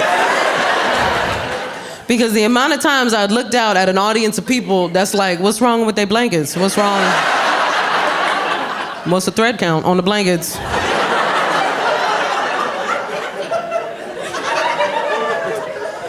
I'm proud of my son. He's doing great. He speaks English and Spanish. And, yeah. Humble brag. And really, look, if you're in the audience and you're Latino, Latina, Latine, Latinx, any of them, and you don't speak Spanish, that is okay. It doesn't make you lesser. It doesn't mean that people should make you feel lesser. I spent a lot of my younger years so judged because I didn't speak Spanish well enough for the people around me that I just stopped altogether and didn't learn till I was older. And here's the thing, I'm also third generation. And if you're third generation, then you know what I'm talking about. By the time I came around, everybody had assimilated already.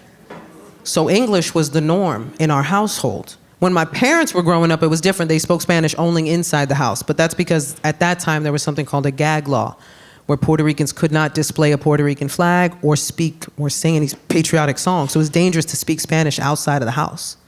So for me, I didn't speak it in the house. I only spoke English, so I learned it from all of my coworkers when I started working. And all of my coworkers were Mexican.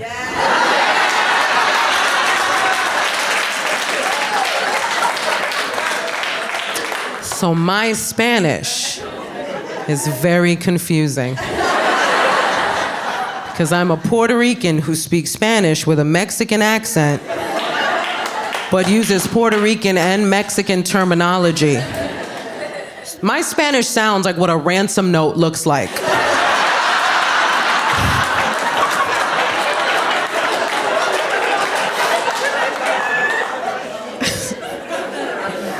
Like, people who are fluent in Spanish hear me speak Spanish and they're like, where are you from? I don't know, man, I'm trying to figure it out. My son does, he speaks Spanish, but he's nervous in Spanish, so he like whispers in Spanish. I know, it's adorable. And creepy, huh? Kids do not know the rules of whispering. So they just like do it whenever. I'll be like washing the dishes and behind me I hear, siete.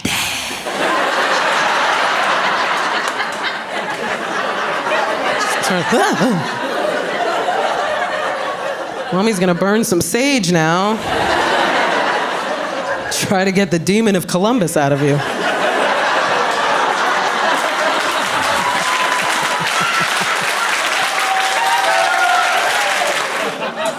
And so I have like 4 old dude male comic friends who I swear to God are nice enough guys.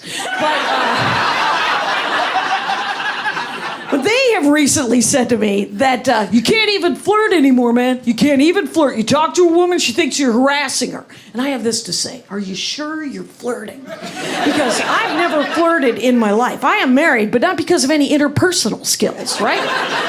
I'm married because of online dating. Online dating is the last bastion of you can go somewhere and look at each other and both of you go, well, I would make out with that. Would you make out with this? And then you move forward from there. And that's why I'm married.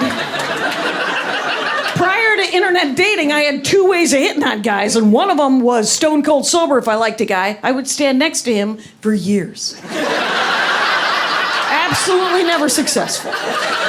Second way, I'd get liquored up. I'd go to the bar. I'd walk up to any promising dude and go, this needs a tune-up. You want in? Neither one of those is flirting. One of them is harassment. Right here. How do we know? How do we know? Because of how the men would respond. That's how we know. Almost all of them said, ew, no. And then some of them said, sure? We then proceeded to have what can only be called consensual but regrettable sex. I don't know if you've had much regrettable consensual sex, but it's mediocre, my friends. It wasn't great. The only thing I ever did with it was we used a condom. Big fan of the condom. The youngest of 6, can't possibly be dropping babies around this country. And of course, the clap. But it was weird. Sometimes men would say, a fella might say, I don't want to use a condom. Doesn't feel as good. I don't want to use a condom. And then I would say back, does it feel better than not any sex at all? So those are your 2 options. And then we would then proceed to have sex with a condom because we had both already settled, you guys. But my favorite was a guy who said, I don't want to use a condom. Doesn't feel as good. Don't you trust me? No. We went 35 minutes ago to bowling alley. I trust you not to kill me in the next 7 to 11 minutes.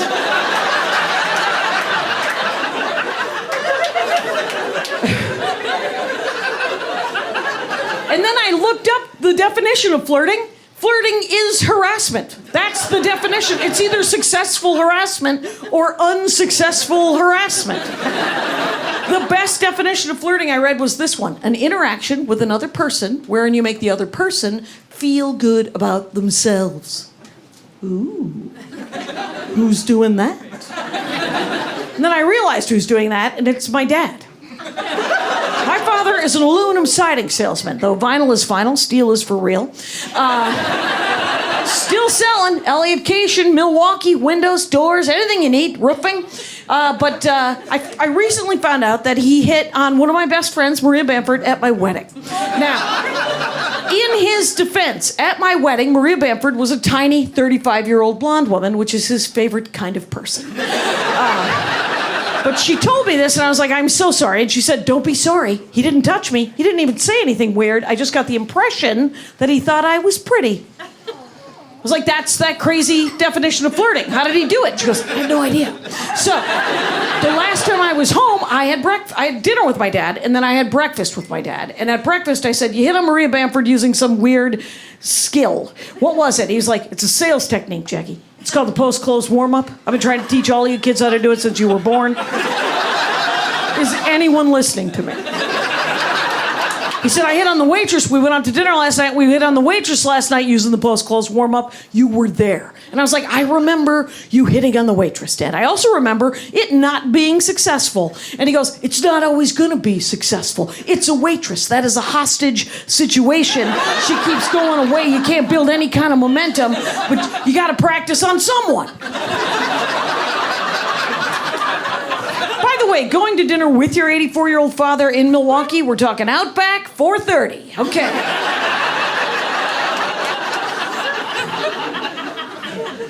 The waitress came to the table. My father looked at the waitress and said, you are very good looking. You look very familiar. Are you an actress? You are very good looking. You look very familiar. Are you an actress? And she said, no, I'm a waitress. What would you like to drink? He got the coffee. She goes away. She comes back. My dad goes, you just seem so familiar to me. I feel a connection with you. Maybe we've met before. And she goes, maybe. I meet a lot of people. What would you like to eat? He got the steak. She goes away. She comes back at the end of the meal. My father goes, well, it's been very nice meeting you. I hope I see you around again. And she goes, maybe. Here's the bill. Now, there are 3 beats to this thing. The first beat you say in a non-threatening general way, well played. Nice work. Second beat, you say, I feel a connection with you. I'm kind of sorry we've never met before. Third beat, my dad's like, very important. Third beat, you gotta let it go. Gotta let it go. You give it a shot. You say, well, it's been very nice meeting you. I hope I see you around again. If she's interested, she will talk more to you. You will start another round, and eventually, you will sell that woman windows.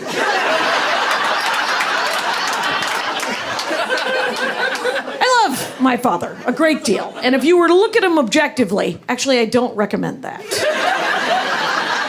I recommend you look at him subjectively through the love in my eyes, because he's very smart, he's very good with money, he loves talking to people. Actually, like 3 weeks ago, he calls me up and he's like, so I'm watching TV, and at the commercial, there's an opportunity to get a free $100 square pillow.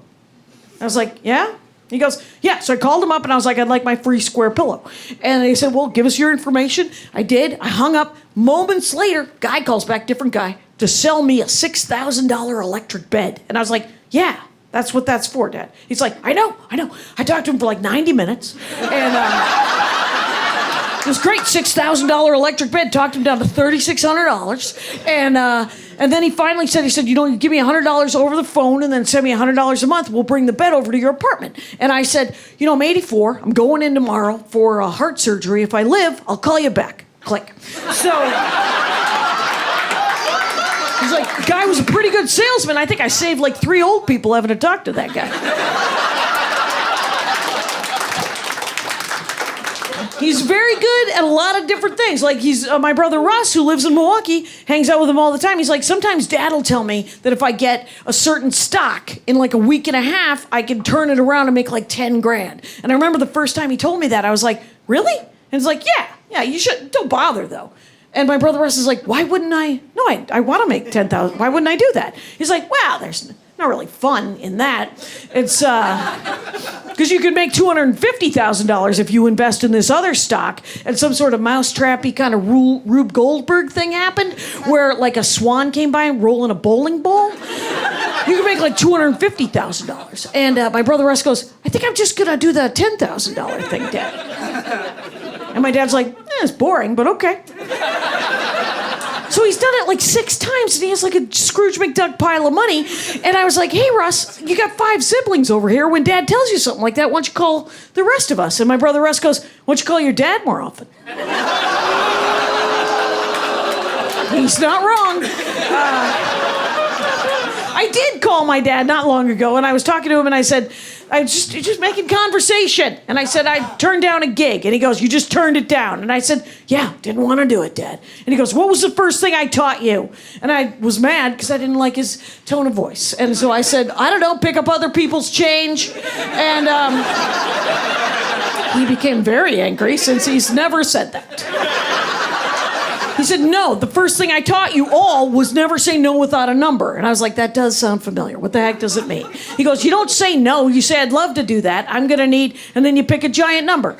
And I was like, 17 grand. He's like, that's a good number. He's He's like, odd number, strong. He's like, I would love to do that. I'm going to need $17,000. And then they say, oh my gosh, we don't have $17,000. And then you say back, well, thank you so much for thinking of me. If your budget ever goes up, keep me in mind. But know that my prices are always rising, so you can turn it down in perpetuity.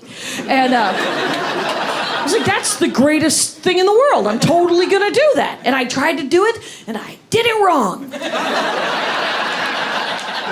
I asked for $2,000, and I got it. So I called my dad and I said, never say no without a number didn't work, Dad. And he goes, yeah, every experience is a learning experience. What'd you ask for? And I said, $2,000. He said, no, you know what you learned? Everyone has $2,000. Yes. And now I have $2,000, but I have to go to Montana in February.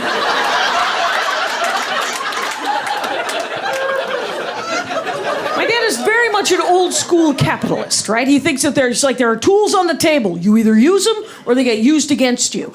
Actually, in his case, there's a third option. He is bored and he uses them on your behalf. It is a lot like trying to iron something poorly in front of your mother, and then she takes the iron and does it for you. That's what happened. My dad lives in what he calls an old people apartment building, and I was like, Dad, you're 84. What's old to you? And he goes, dead. Dead is old. Any day of the week, you can get a free DVD player in this building.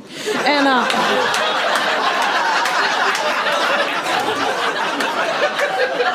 he says, okay, so I'm walking by the common area, and inside the common area, there's an old guy, like 94, 95 years old. He had just gotten out of the hospital. He had just had surgery, and he has Medicare. He has secondary insurance, but he was kind of freaking out. He was almost crying because he had gotten 2 more bills, one from the hospital, one from the surgeon, for more money, for like $30,000, $35,000, and he was really upset. My dad pauses, and he goes, can you believe people think they got to pay hospital bills?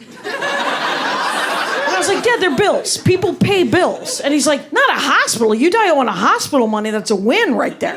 You send them $5 a month. You're trying. They can't do anything. Can't put a lien on anything or garnish your wages. And if that hospital gets any kind of federal funding, they have to do a certain amount of sliding fee scale billing. They don't want to give you the paperwork, but eventually, I'm like, pardon me, Mr. Incredible, while I take notes and tell several hundred people in Minnesota.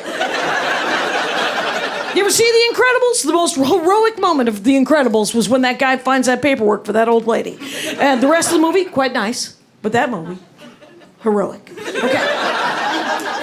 My dad says, I can't handle it. So I go in and I tell the guy, I'm like, get the bills, get your checkbook, we'll come into my apartment, we'll take care of this. So they go back into my dad's apartment, and then my dad gets to call the hospital billing. Fun! It's his favorite thing. So he calls the hospital billing, and he's talking to this woman. He's like, I'm talking to this woman, and I was like, so my buddy owes you $17,000. I'm sitting next to him. You're never going to see this money. And the hospital billing lady's like, but he was in the hospital. And my dad's like, you've already been paid twice. Medicare, secondary insurance, you're triple dipping. I'm sitting right next to him. He's not going to make it. He's barely sitting up. He was in the hospital just a minute ago. Did you know that? The woman goes, he's not going to make it? Well, could he give us like $600 over the phone with a routing number, and then we'll write it off? And my dad's like, yeah, we could totally do that. So they give him a routing number, and they hang up. And my dad goes, now we're going to go talk to the surgeon. He's right here in Milwaukee. I'll drive. Lincoln Town Car, 99.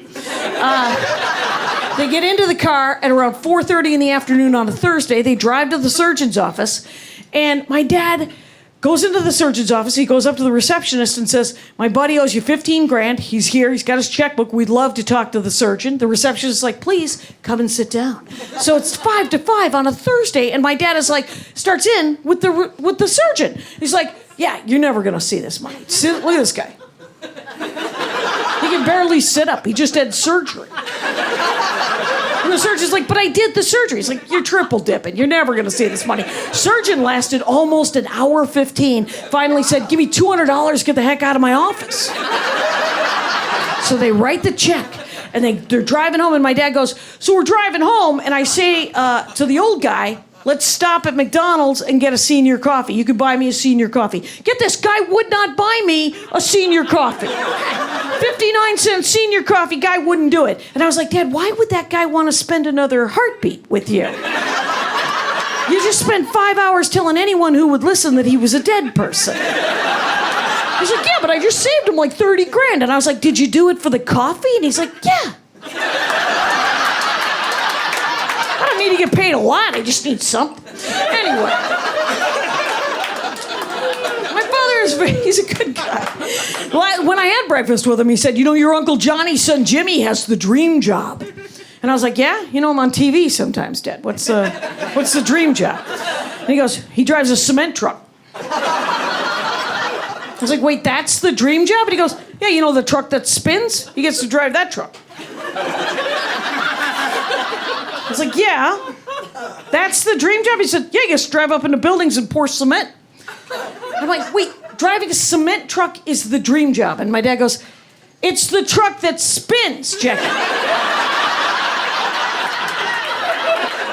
So inside of my very sophisticated 84-year-old father is a toddler who would desperately like to drive a concrete mixer. I have been corrected. Why is it that the people that are the most fluid about gender and sexuality and monogamy are the most determined to put you in an astrological box?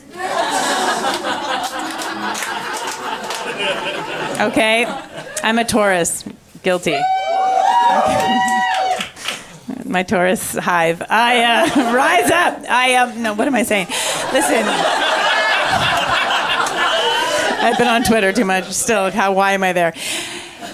I'm a Taurus, but I'm a lot of other things, all right? Based on how I grew up, the experiences that I've had.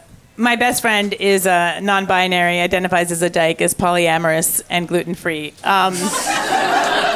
last part isn't part of it, but it is. It's Deanne, okay. Every time I talk to them, they're like, what time were you born? I'm like, I don't know. It was a long time ago. I don't remember. They want to calculate my astrological chart. My sun, my moon, Don't pretend like you don't know what these things are. My sun, my moon, my rising. There is so much math involved in these astrological charts. Do you know how many women we've lost to STEM? Because they're so busy doing the math on these astrological. We could have had a female Elon Musk by now. Okay? We could have had a Shelon. Nightmare, but why not?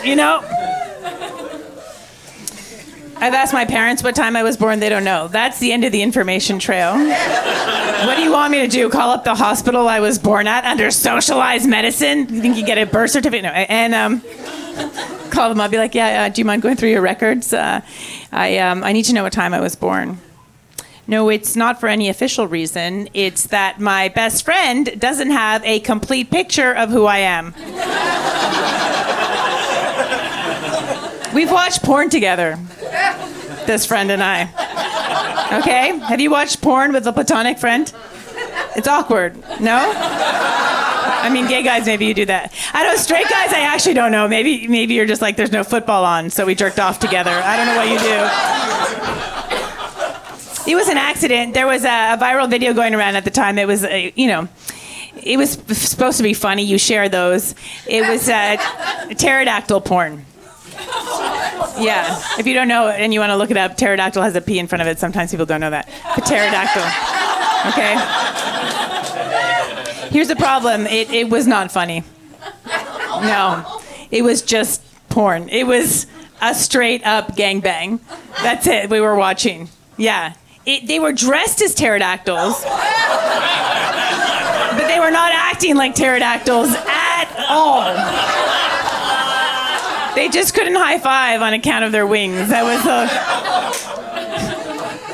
I was having dinner with my mom and stepfather, and my mother was asking me about this friend of mine from the pterodactyl porn. That's not how my mother knows them. That's how you know them.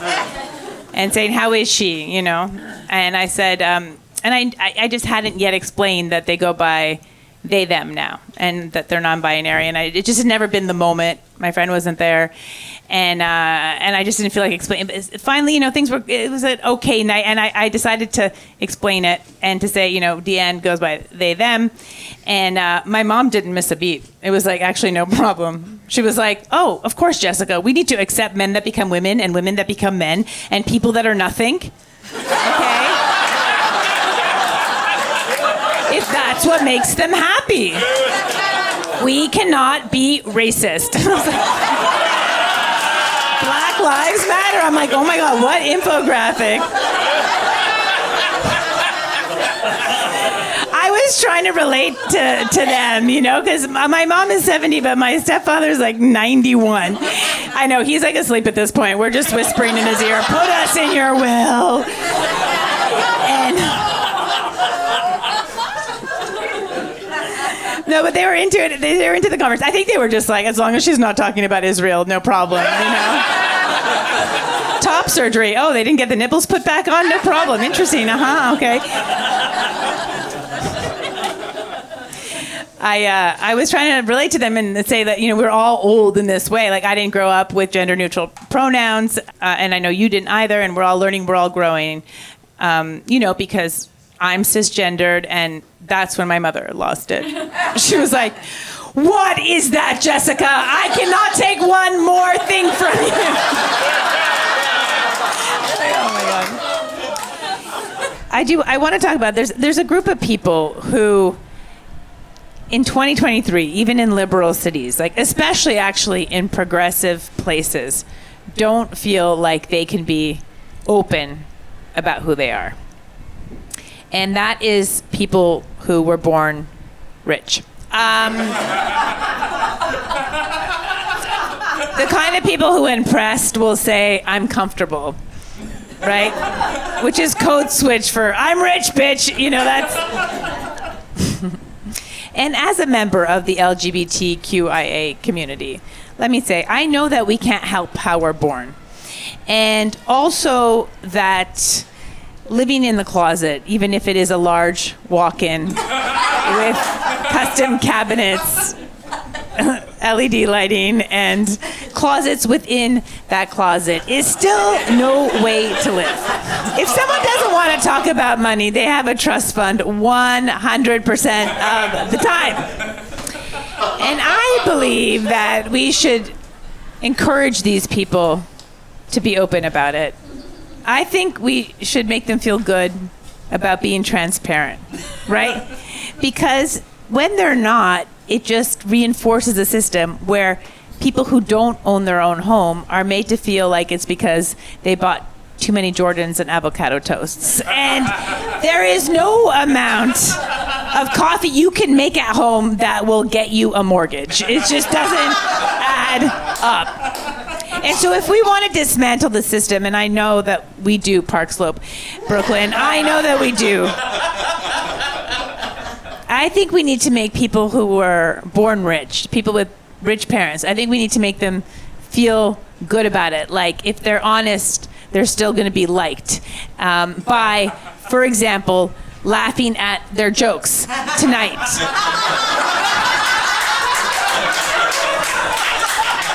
Like mine. A person who will pay every single one of you to make her feel like she killed.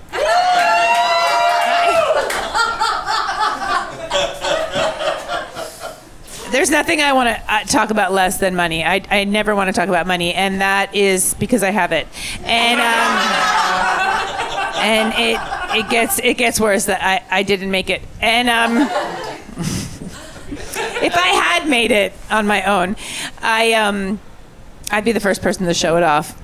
Bottles, models, logos, labels. Instead of inviting people to the park for another godforsaken picnic, asking a bunch of 30 and 40-year-olds to lower themselves with their newly bad backs onto a blanket to cut hard cheddar off a charcuterie board with a plastic knife, okay?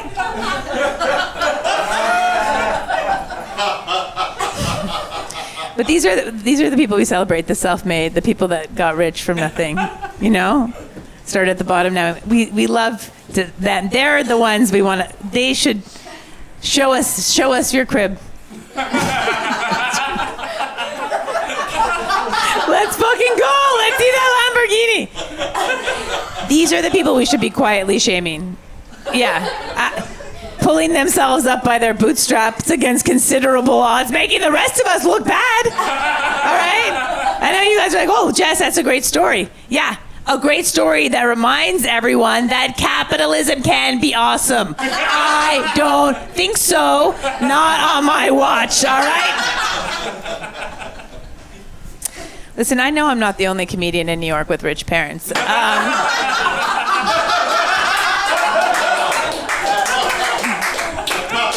I am the least successful.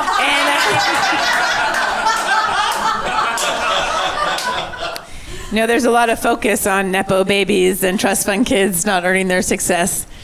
But what about those of us who, despite every advantage, have still managed to achieve nothing? Thereby leaving more room for people to be successful who really need it. Where's our New York Magazine story? Yeah. No, I would rather talk about anything but money. I would rather get up here and engage earnestly with Jordan Peterson's ideas. Like I think it would be better if I told you I had committed a murder. I think, yeah, if I confessed to murder right now, you guys would be like, at least she's not a trust fund kid. She's just a hardworking female murderer making her way in a male-dominated murderer world. What does she even own, a shed? She can't have a bank account. They'll trace it back to the murders.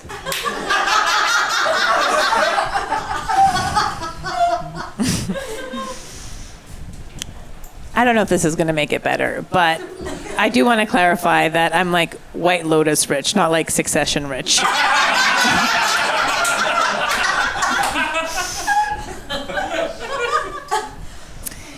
My mother, also born rich. I am second generational rich. I inherited it from her genetically, and I realized my mother was rich. I remember the day. It was when she asked me why Dolly Parton's song is called 9 to 5. Why those hours specifically, Jessica? I want you guys to know that I don't like rich people either. And yeah. And, and so I don't hang out with rich people. And it would be easier if I did, because then we would all just be rich. But everybody I know is poor. Everyone I know is poor, and I don't have anyone to ski with. I called 911 for the first time. It happened in New York. I saw something and I said something. What happened was, I was walking through the park, and next to the park was a car, and inside the car was a man, and inside the man's hand was his dick. He was masturbating early on a Sunday morning. It was like he was the early bird jerking his worm. And I was concerned because there were kids running around, and I was like, what about the children? I didn't call 911 immediately because I was on my way to brunch. I had to address that first. I called the friend who I was meeting up with, and I was like, hey girl, I'm gonna be a little late. There's a guy in the park with his dick out. And she goes, you've already used that excuse before. Fair. But I was like, who do I call in this situation? I'm not aware of like a masturbation tip line, although there should be one. Just the tips?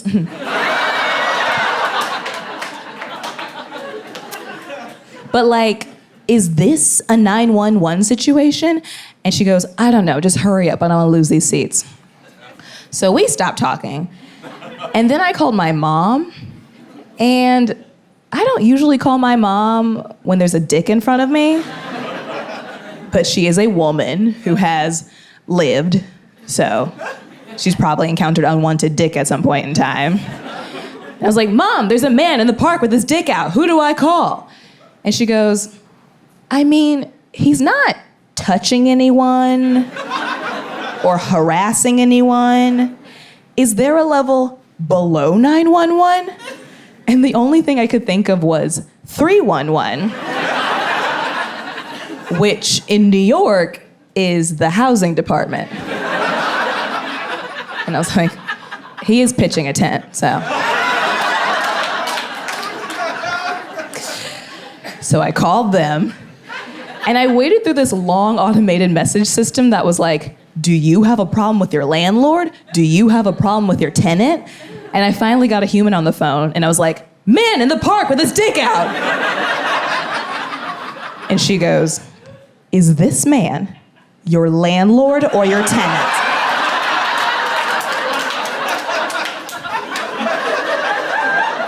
And I was like, neither. She goes, okay, we can't help you. She patches me through to 911. Meanwhile, this guy is still jerking off. I had 3 full phone conversations next to his car, and he's just doing him, literally. I get a 911 operator on the phone, and I'm like, man, park, dick. And she goes, is the suspect black or Hispanic? Those were the only 2 options I was given. Shortest multiple choice question I've ever had in my life. And I was like, are you kidding me? Like, this is where we're at? People keep saying we're in a post-racial society, and yet people keep thinking like this. How are we supposed to progress when authorities automatically assume that the person committing a crime is a person of color? That being said, he was Hispanic. And then I was like, well, now I don't want to snitch.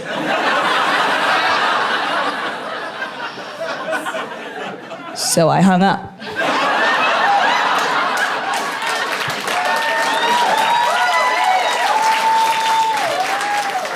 Because then I started feeling bad for him. And I was like, maybe he's just so stressed out from all the oppression he deals with every day in this country that he just needs a release. And maybe jerking off in public spaces is his form of rebellion. He's saying, fuck the establishment by fucking himself. He's tired of the man beating him down, so he's beating his meat. He's carrying a heavy load. And he's taking matters into his own hands. We should all strive for that level of bravery. I went on vacation recently. I risked it all for a beach. I went to Costa Rica with my best friend. Yeah, it was fun. And we stayed at a resort because we wanted to be in a different country, but like, not really. And we wanted to go dancing one night. So we went to the concierge desk and we're like, we're gonna go dancing. Can you please call us a car? And we were talking to a staff full of men. And they were like, you wanna go out alone? You're just 2 women. Do you need a man to go with you? Should we send a chaperone to watch over you? And we're like, we're not going to prom. We're just going to a bar, it's fine. But they wouldn't let it go. And then one guy behind the desk was like, I mean, I guess you have to learn your lessons the hard way. And I was like, is this the beginning of a porn?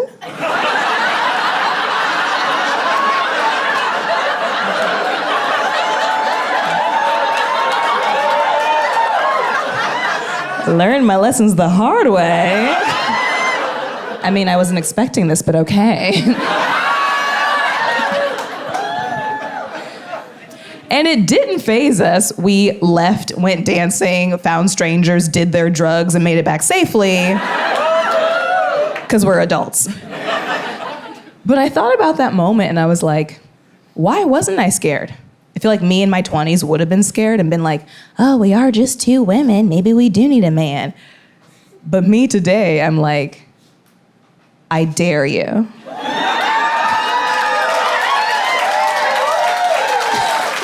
I dare you. I'm not worried to learn my lessons the hard way anymore because I've already learned all my lessons the hard way. I lived in New York for almost 10 years. I'm a woman in her 30s. If you're looking to scam me, you're too late.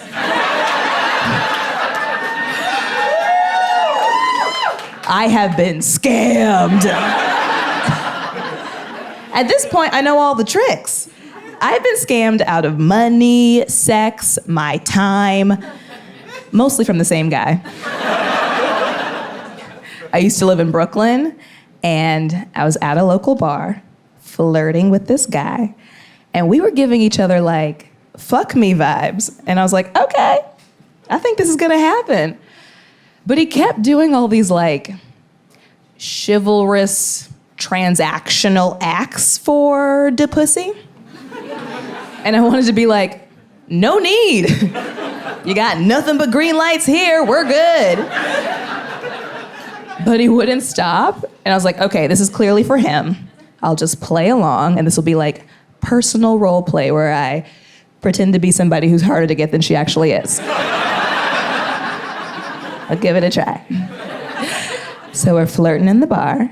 Bar shuts down, and he goes, oh man, it's so late. I should probably walk you home, right? And I was like, yeah. Walk me home. I wouldn't want to learn a lesson. And so he walks me home. We get to the bottom of my apartment building, and he goes, I should probably walk you upstairs, right? And I was like, oh my God, thank you. I always get so lost. I'm terrible with directions. Is it up? So he walks me upstairs, and then we get to my living room, and we're talking for a long time. And then eventually he goes, oh, wow, it is late. I should probably stay here for the night, huh? And I was like, uh-huh. And he goes, on the couch? And I'm like, okay. And then we're like making the couch, tucking the sheets in the cushions, as if that's where he's gonna sleep tonight, wasting everybody's time. And then he tucks himself in the sheets. And he goes, oh, you know what I just realized? If your roommates come home and they see a stranger on the couch, they're gonna think I'm an intruder. I should probably sleep in your bed, right? And I was like, yeah, man, we are on the same team. We have the same objective. If you look at the board, this was the game plan the whole time. I even drew up a play for you to explode through the hole. Yes, get in my bed, and if your dick gets cold, you can use my pussy for warmth.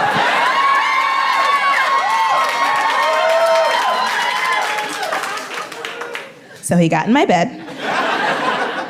And we started fooling around, but it didn't get very far because his dick wasn't working. And he goes, too many margs.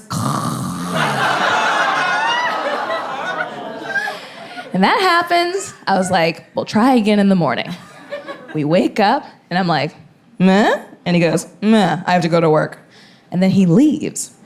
And it took me a while to realize that he worked at a restaurant in Brooklyn, and he lived an hour away in Harlem. So he just wanted to avoid the 2-hour commute and wake up closer to work the next day. Took me 2 years to realize that. I have been scammed. But I'm fine with this. I'm okay that I've gone through these things, because this means I never have to experience these things again. Right?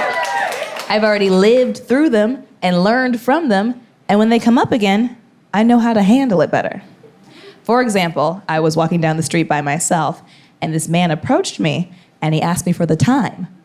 I pulled out my phone, looked at it, looked back up, his dick was out. Learned my lesson, I don't tell anyone the time anymore. Like, oh, what time is it? Time's up. That's what time it is.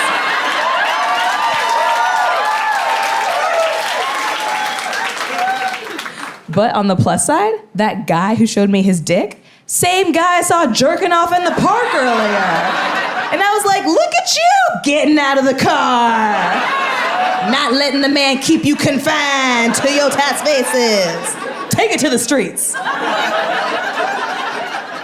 I think younger people, anyone younger than me, has got bad manners. They have. And when I say younger people younger than me, I mean my boyfriend is 5 years younger than me. And you wouldn't know he was 5 years younger, by the way, because he looks terrible for his age. Oh, he's ever so craggy. You don't know whether to fuck him or climb him.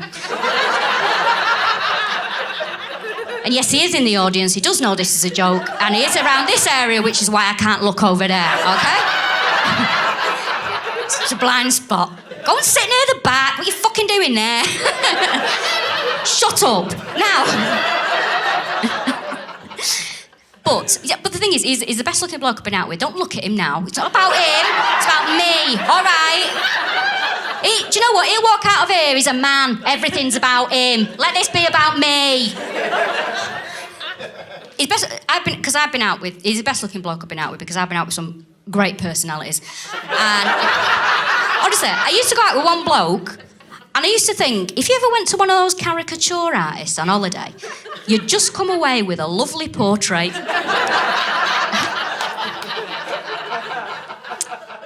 But there is being a bit younger, I do notice things, right? He's always asking me questions, what was it like when there was just 4 TV channels? What was it like when you saw Oasis live the first time round? Will you tell me some of the things that you used to ask Jeeves?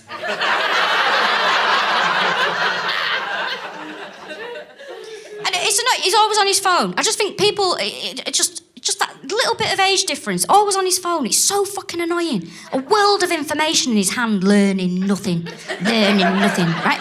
And it's a madness. We are making ourselves ill. I'm guilty of it as well. I wake up in the morning. I wake up at 7 a.m. I don't know what you pigs do, right? Wake up at 7 a.m. What's the first thing you do? You pick your phone up. You're scrolling through. You're looking at people that you've not seen for years. You're looking at rubbish. You're looking at and it's so harmful. I mean, if that was real life, if that phone was real life, and someone you worked with a decade ago booted in your front door at 7 a.m., ran up the stairs, got in bed with you, and went, "Do you want to see me holiday photos?" You'd be like, "No, Paula Hitler, I don't."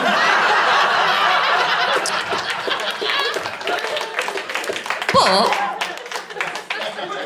I know 5 years isn't a big age gap, and I'm just being a bit silly, being a bit daft. But I think it's quite rare for a woman to be older than a man in some capacity. When a woman's older than a man, they drag them on this morning to investigate, don't they? I was trying to think about age gaps, and it's the only big age gap between a man and a woman where the woman's older is Emmanuel Macron and his wife Brigitte.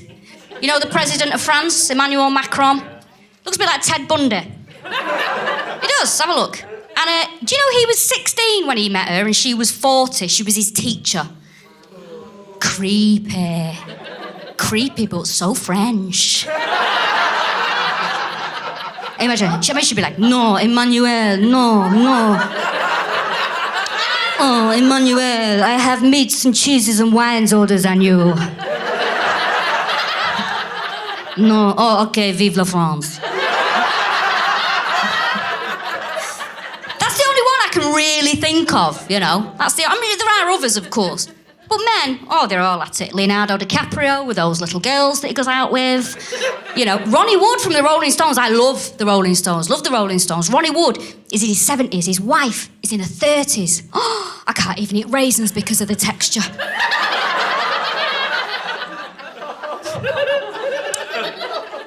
Honestly, this is true. The first time I ever saw Ronnie Wood with his now wife, I was on my phone, as usual, scrolling through, and I genuinely thought that clicked on National Geographic, right? And I honestly thought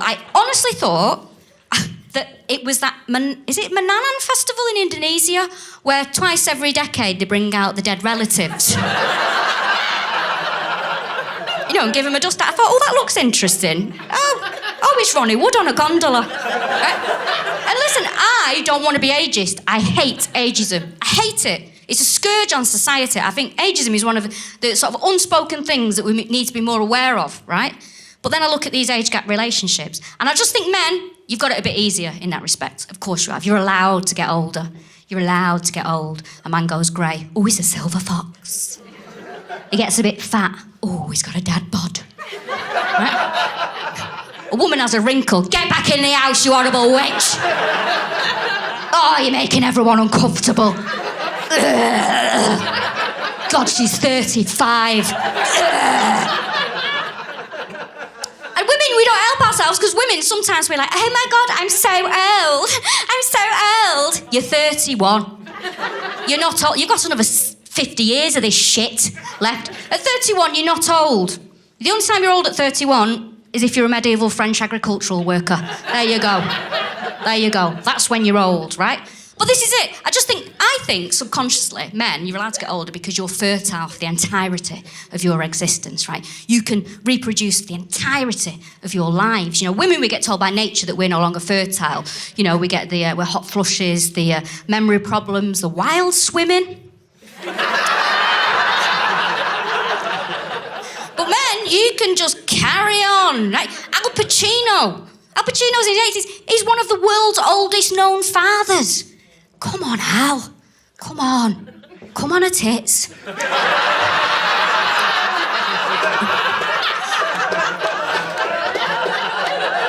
Horrible. Horrible.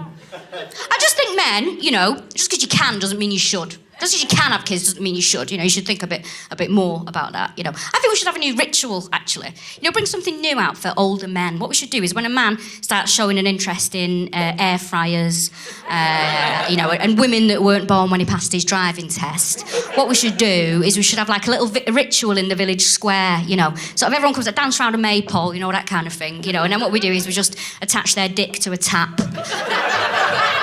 And we just turn off the cum. That's what we do. Literally a stopcock. I don't know, get Gary Lineker down to do it or something, you know. Make it fun for them as well. The thing is, I don't want children either. I do like children. I've got 2 nieces and a nephew who I love. They're brilliant. Well, one of them needs work, but it's not my problem. But I do. I like children because that's another thing. When you say, as a woman, oh, I don't want children, people mishear you. Oh, is it your innards? No, I just don't want them. Oh, you horrible witch. You evil, cold woman. Right? I just don't want... The reason I don't want them is I don't want it to change. I don't want my life to change. Don't want it to change. Quite happy as I am. Like children, just don't want any of my own, you know? I don't want to carry a bag of snacks that isn't for me. I don't want to spend all my time worried that someone's going to be abducted. You know, I don't want Paw Patrol stickers on my nice furniture. Just putting stickers on things, aren't they? Horrible, horrible, right? Now, the thing is, I don't want to... And all of my friends now, well, most of my friends are now parents. They're having children. And I can't relate to some of the more middle-class female friends I've got because they sort of change when they have a kid. It's like they're the only person that's ever done it. You know, the only mother on earth. That's who they are. And they talk to you, you know, in a weird way. Like one of my friends, she's always like, oh my God, I love my body now. I love my body. I've made peace with my body. I love my body. It's given life. My body has given... And I'm sitting there thinking, what's my body ever done? Bent over due to a misunderstanding with an Antipodean? You know... But then and it brings out the worst in me because I hate people being smug. She's like, oh my God, I love my body. I love my body. I'm like, oh, do you know what? If you love your body so much, go and look at yourself from the side in the mirror. And if you come back not crying, I'll high-five you. Go on. Because I don't care who you are. Right? Elon Musk might be a billionaire, but I reckon he looks at himself from the side in the mirror and feels really fucking sad. I do not fuck with LA. Like, I do not like it over there. Mostly because of the people. They're horrendous. And, like, so self-righteous in the way they talk so slow. It's like, what do you want? Spit it out. It's infuriating. They're like, hi. Hi, I'm Rain. I have my own kiln, and my dress is made of wheat.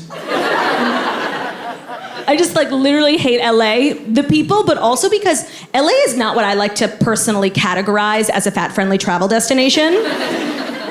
If you know, you know. If you don't know, thin privilege. Yeah, that's right. And I've actually thought for so long that it would be lit if I started a travel blog called fatfriendlydestinations.com. Like, I think that would be like really fucking helpful, no? Nobody's marketing towards the horizontally challenged. Like, lean in. I'm gonna expose myself. Like, I'm the biggest loser. Okay. I actually thought of this idea like 5 years ago that if there was a travel blog towards like, you know, targeted towards fat people, it would be really successful. And ever since I thought of the idea, I like live in fear that someone is gonna think of it and like take on my idea and I'm not gonna make any of the money. So I actually own the domain name fatfriendlydestinations.com, yeah. 99 cents on GoDaddy. It's the American dream! I'm not done, lean in. Currently, if you were to like whip out your phone and go to fatfriendlydestinations.com, you would be redirected to claudiaoshry.com. And that's on being tech savvy. I think I would change a lot of lives if I was like the editor-in-chief of FFD. That's what we're calling it. Because, you know, like, I think I would actually win Nobel Peace Prizes for the literature I would write. Like, not me being delusional, but I actually think that I would. And I know the first piece that would really, like, put my name out there as a writer. Like, I would write, like, a listicle. Listicles are so dumb. Everyone on BuzzFeed is like, here's what type of eggs you like based on your horoscope. It's so fucking stupid, but I would write one. But I would do, like, a roundup. Here are, like, my 35 favorite hotels in the world that have towels slightly larger than a handkerchief. Yeah, what the fuck is that? I get to the hotel, I see the towel. I'm like, oh, they gave me a special towel just for my areola? That is so thoughtful. It's so annoying. Everywhere I go. I was just in Europe. Yeah. Goes to Europe once. But I was in Europe. And it was a really treacherous travel day for me. It was like a 9-hour flight. And I travel with like a Jewish body. We don't travel well. I'm like sweating like an animal by the time we land, and I had gotten a spray tan before the flight. Yeah. So I had like, you know, those brown crustaceans betwixt my breasts. It was fun. By the time I got to Italy, I was like, you know what? I think I need to take a shower. So I get to the hotel. Gorgeous facility, really stunning architecture. Get to my room, I take this freezing cold shower, and I'm just feeling grateful for Italian water. I'm like, this is Gordo, Miranda, Lizzie, like I'm loving it. Thank you, Paolo, for this beautiful shower. And I get out of the shower, I wrap the towel around my body, and then my whole pussy's hanging out.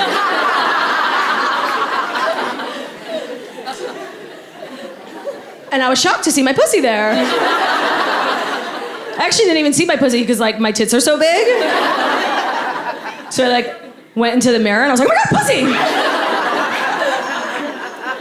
What are you doing here? It was actually like a really traumatizing moment for me. Like, I remember like looking in the mirror and like my body just like looked defeated, you know? I have like dark under eye circles, like a pussy. And I remember really thinking to myself, like, this is one of the lowest points of my life. Can I please go back to America now? Fuck you, Gordo. And I just don't know what that is. Everywhere I go, tiny little towels. Tiny little towels. It's bullshit. You know what it is? It's fucking fatphobic. Yeah. What do we want? Towels. When the fuck do we want them?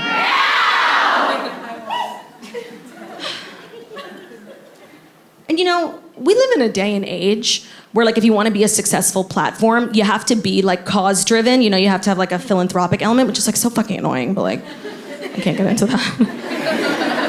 And so I want to be successful at FFD, and I have such a good cause. You know, by the way, you know who I blame for that whole thing? Tom. Tom's. Yeah. He started that whole philanthropic bullshit. He was like allegedly giving shoes to the kids in Africa. Yeah, sure. All I'm saying is I never saw a picture of a kid in Africa wearing a loafer, okay? It's giving fraud. It's giving fraud. They should call the company Tom's Girardi.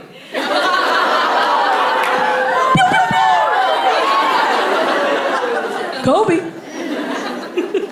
So I want to be a cause-driven platform at FFD, and I have such a good fucking cause. Like, if you're staying at a hotel and you're not going to use the gym, lower rate. No, because like they're baking that shit into the cost of your room. Those hotels have really fancy facilities. And of course, you know, nothing in life is guaranteed, but I can pretty much guarantee you I'm never going to use the gym at a hotel. I could have just ended that sentence after gym. Like, no, like, there's nothing in that gym for me. Is there a Krispy Kreme drive-thru in there? So I should be paying less. I'm never gonna go in there. And why am I shouldering the cost for some hooker to use the elliptical? And that's our message at FFD. And what I was trying to say, the reason why I don't think I wanna go to LA anymore. You know what it is? Maybe it's just like a me thing because I'm mentally ill. But you know, LA is very exciting. It's Hollywood. You step off the plane, you see like a celebrity, you see the Hollywood sign, people with anorexia, and it's very exciting.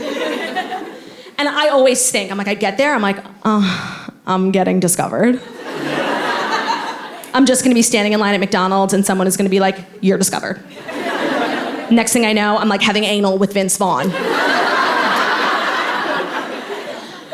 But when I tell you, that's literally never happened to me. So it's like every trip is a disappointment for normal people. Like we always think it's like, oh my God, this is how my dream starts. No, the craziest thing that happens to regular people in LA is like we try vegan food for the first time, you know? And we end up with diarrhea. Or did we get diarrhea from having too much anal with Vince Vaughn? Makes you think. I will say, though, I had like a very celebrity-like experience the last time I went to LA when I got to eat at Nobu Malibu. Which, like, if you're here, you obviously know what that is. Sir, yeah, it's a restaurant. Oh, sir, it's that place that Scott Disick is always bringing prepubescent teenagers to. He gets it now, he remembers. Let me tell you, because it's really hard to get in there. And I've been inside, and here's what they're not gonna tell you. It is the perfect place to eat if you've recently railed 4 lines of cocaine. Yeah, nobody told me. The portions, they bring out your entree, and I'm like, oh, yeah, let me just grab my monocle, 1 second.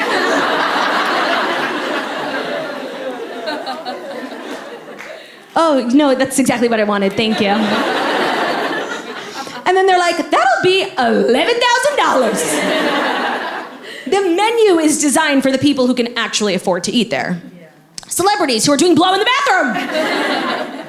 So I didn't know, but I was still excited. And the night was memorable, but not for a particularly good reason. I was actually assaulted there. I know. Verbally, but it counts. I was verbally assaulted at Nobu Malibu by a server. You believe that shit?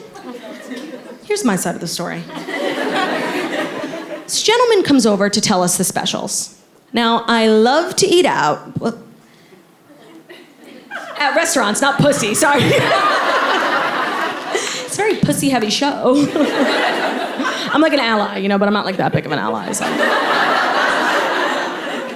I was trying to say, I love to go out to eat. I do. It's one of my favorite activities. But when they come over to tell you the specials, it's like my least favorite part. Because I never have the heart to tell a server, like, not only do I keep kosher, I have the palate of a 6-year-old who grew up in a trailer park. I've never heard of a special I was even remotely interested in smelling. But I don't want to be a cunt, and I never use that word. I know, like, as a server, it's a huge part of your responsibilities to memorize that and present it with grace. So I just usually sit back and zone out. I think about, like, what I'm gonna pick up on the way home from McDonald's, you know? However, lean in. On this particularly chilly night at Nobu Malibu, my ears perk up. 'Cause this waiter Somebody right? He's getting like really into the specials. Really passionate, zealous, borderline erect, I swear. And I think to myself, this actually sounds interesting. Maybe I should listen. Maybe there's something there for me. So I start listening, and this man is going on and on and on about one dish, the tuna toro. It's very special, he explains. Tuna toro's really rare. It's really fatty. You want to know why? Oh, because it comes from the belly. That was loud. No, I could literally start like a one-woman band. Like, tumble out of bed and I stumble to the kitchen, pour myself a cup of ambition, but yawning, stretching, trying to come to life. I don't know the rest of the words. 9 to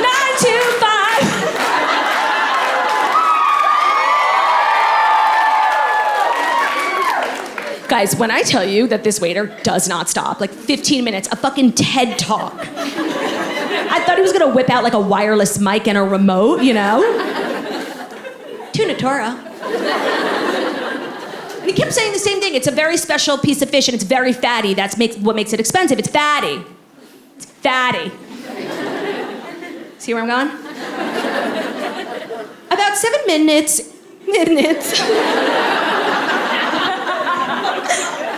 About 7 minutes into his TED Talk, I decide to break his insane fucking direct eye contact just for a second.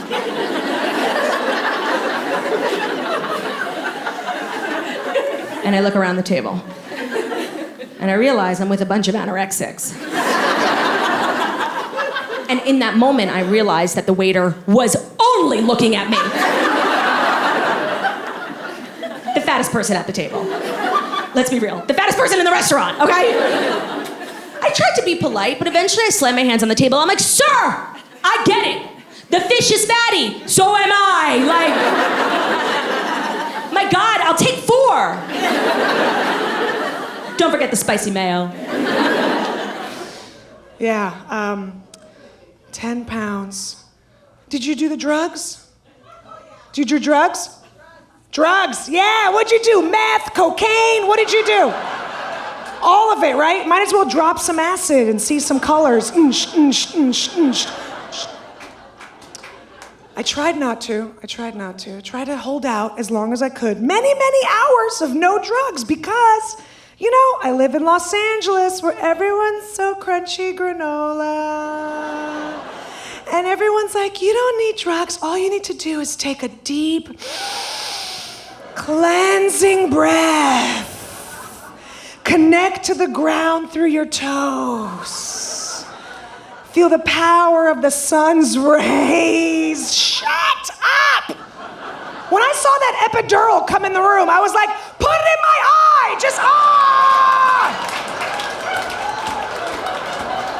Just put it directly in my cornea. And they were like, no, it goes in your back. I said, it goes in my mouth like a Capri Sun. And I drank it like a juice box. What is this, tropical breeze flavor? This is amazing. My epidural wore off. Yeah, I know. And my crazy Soviet mother is criticizing me. Oh, you need epidural?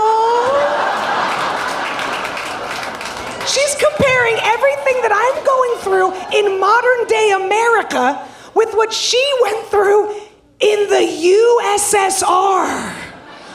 Oh, excuse me, the baby hurt you. Okay. Oh.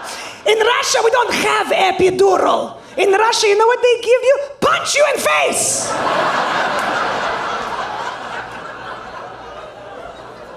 I told my husband, I go, I need more of the drugs. And he goes, well, they're a little expensive.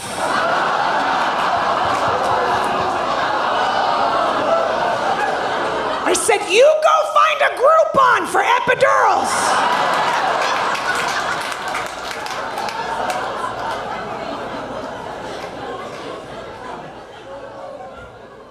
My mom was criticizing everything I was going through. Oh, you have baby in hospital. Okay. I have baby on a bus. And I am driving this bus.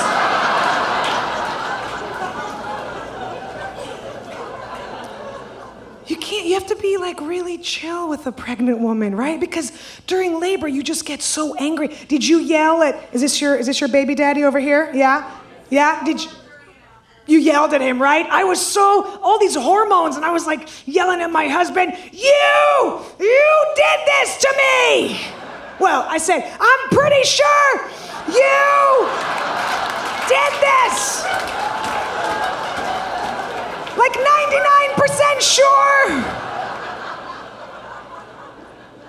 I did yell at him. Here's what happened. I did yell at him. I did. Here's what he did. He was being very supportive and nice. He was all up in my face, right? You're doing great. All up in my nose holes. I love you. Push. And I stopped everything. I looked up at him and I said, you get a mint. And I put it.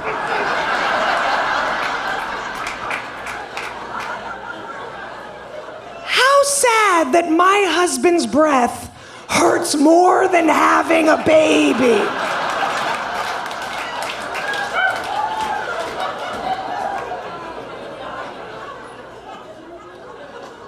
What was that first month like back for you? What was that first month? It's a blur, right? You don't do anything human. You don't eat normally. None of this gets clean. Like you're just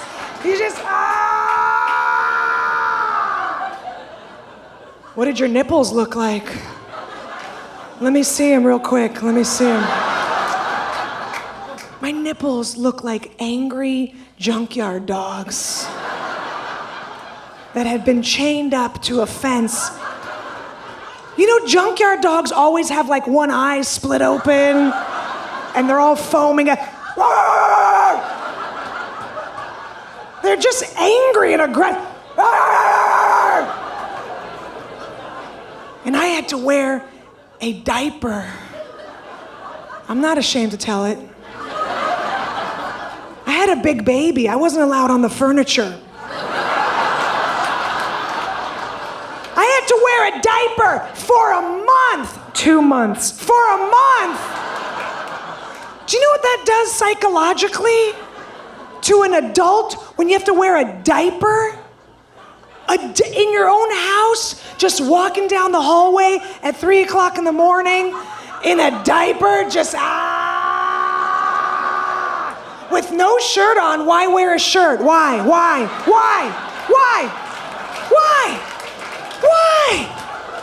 This is open 24/7. Why? Why wear a shirt? Just boobs flapping from side to side. I'm in a diaper like a crackhead. Just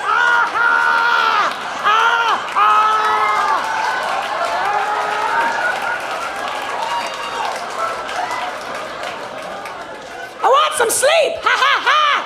Do a little crackhead dance. Ha ha ha ha. Give me some sleep. If you see a crackhead walking around the streets of Hollywood, don't judge her. She could have just had a baby. I see my husband at the end of the hallway. He sees me, and I'm like, ha ha ha! I will give you a quickie if you give me 20 minutes of sleep. I don't know if any of the men in here have ever been serviced by a woman in a diaper.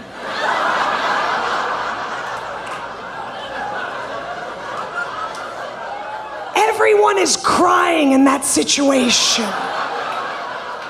Everyone is crying.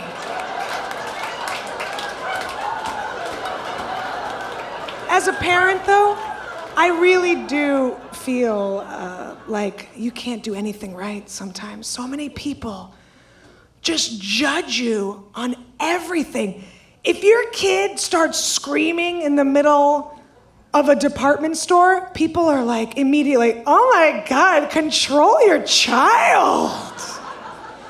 But But if you yell at your kid because they're screaming in a department store, get over here, don't touch that, stop what you're doing. Oh my God, can't you just let him be a kid? You can never win, ever. People criticize you about everything. Look, we got our son circumcised. Hold on, relax, settle down. Settle down, everybody, relax. We waited until he was 4. No, we got him circumcised. Look, that's not for everyone, but I had this one mother freak out on me. How could you mutilate your child like that?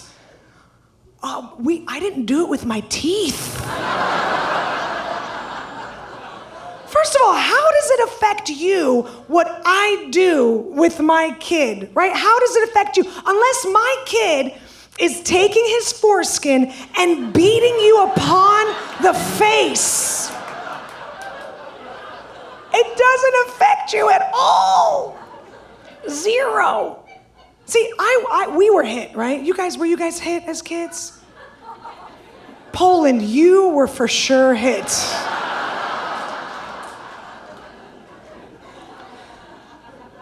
But people you're not allowed to hit your kid in public.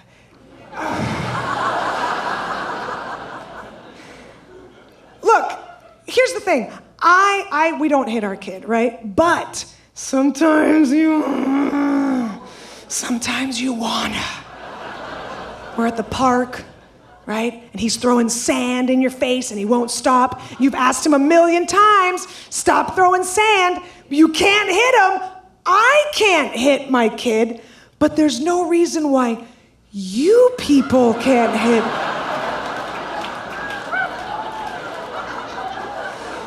I want to create an app. Much like Uber. Look, I'm gonna pay you for it. It's not a non-profit. I'm gonna pay you, but let's say my kid is acting up, right? I just pull up the app, okay, and I'm like a little blue dot on a map, all right? And much like Uber cars that are circling around your location, instead of a car, it's just a big red hand. All the red hands in your area. And then whoever's closest, you just come out of the bushes and just, bah!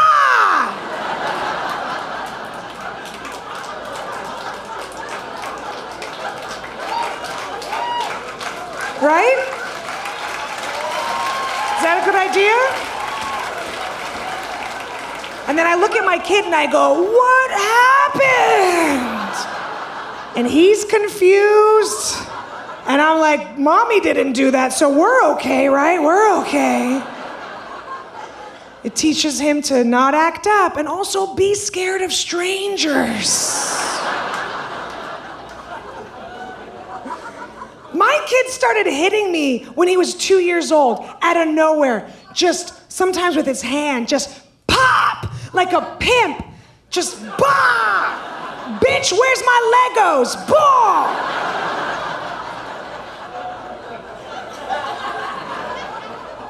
Sometimes he would use his giraffe, like a little stuffed giraffe, that he loves so much. He would just take me and he would just pop me with it. And I didn't know what to do. I was shocked. I turned into like a Tony Soprano mafia guy.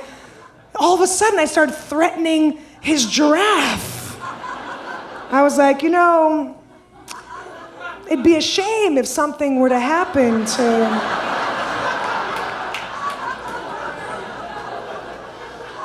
Accidents happen. Maybe the giraffe knows too much. Take him for a long ride.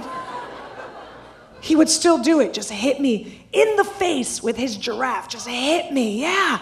So I was like, I'm gonna cut the giraffe's head off and put it in his crib to send him a message. You don't mess with Cosa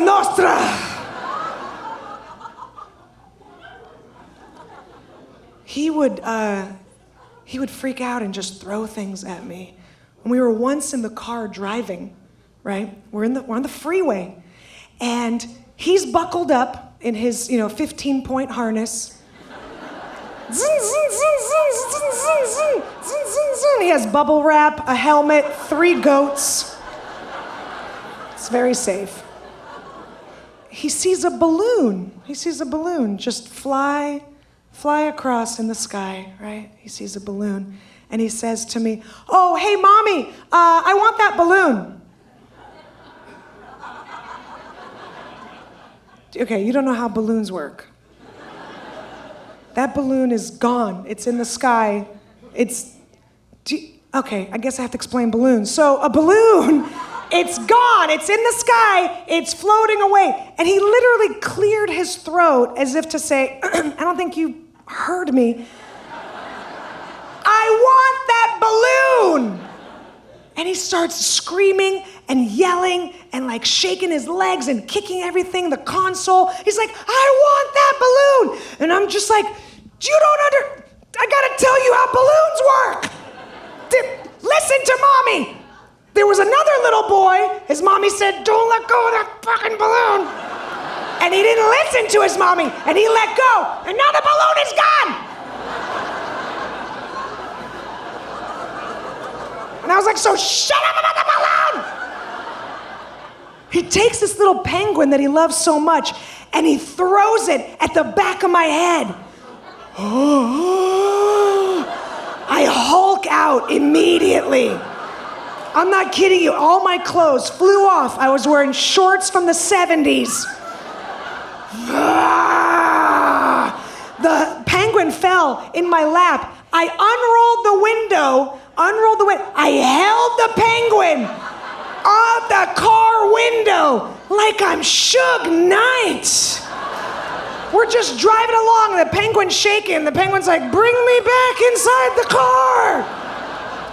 And he's screaming, no, not Penguino. And I was like, yes, Penguino.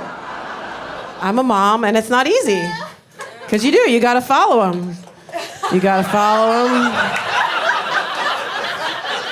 You gotta feed him every day, It's just like, ugh. You have to eat again? Like, what is up with that? But it's cool. I like being a mom, I guess. It's kind of tiring. It's just like, ugh.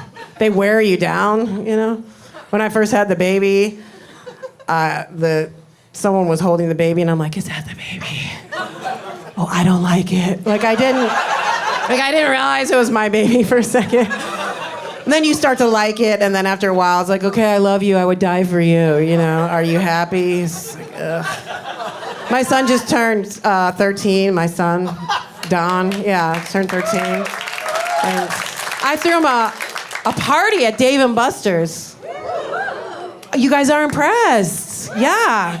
Because I gotta buy every kid the game card. You wish I was your mom, don't you? But it's cool when they're 13 because you can just, they don't want to be around you and you don't want to be around them. You don't have to monitor them. You can, until they're 54, but you don't have to. Starting at about 13, they don't really want you around. That's very beyond codependent. That's like, we have a problem. Rosemont, we have a problem. No, you can follow him. There's no rules in parenting, certainly. But I left him alone at the party, and then I had a little me time. I just did a quick bump of cocaine and played that extra large Ms. Pac-Man. My son comes by an hour later. He's like, Mom, you're really good at that. I'm like, yeah, I am. It's called a real video game, son. You ever seen a yellow dot eat other yellow dots? Fuck Fortnite. Then it was his birthday, so I wanted to tell him the story of his birth. We drove past the hospital. I said, son, that's the emergency room. I was wheeled in. My water never broke. My heart rate dropped. Your heart rate dropped. Everybody was worried. He goes, nah. I said, no, they thought I could die. He goes, nah, I was just chilling. Oh, you were just chilling in mommy's uterus. Got it, because I thought you were trying to kill me. I'm gonna use that later when he's in college. You know, how you doing with your roommates? You guys chilling? Yeah, you comfortable?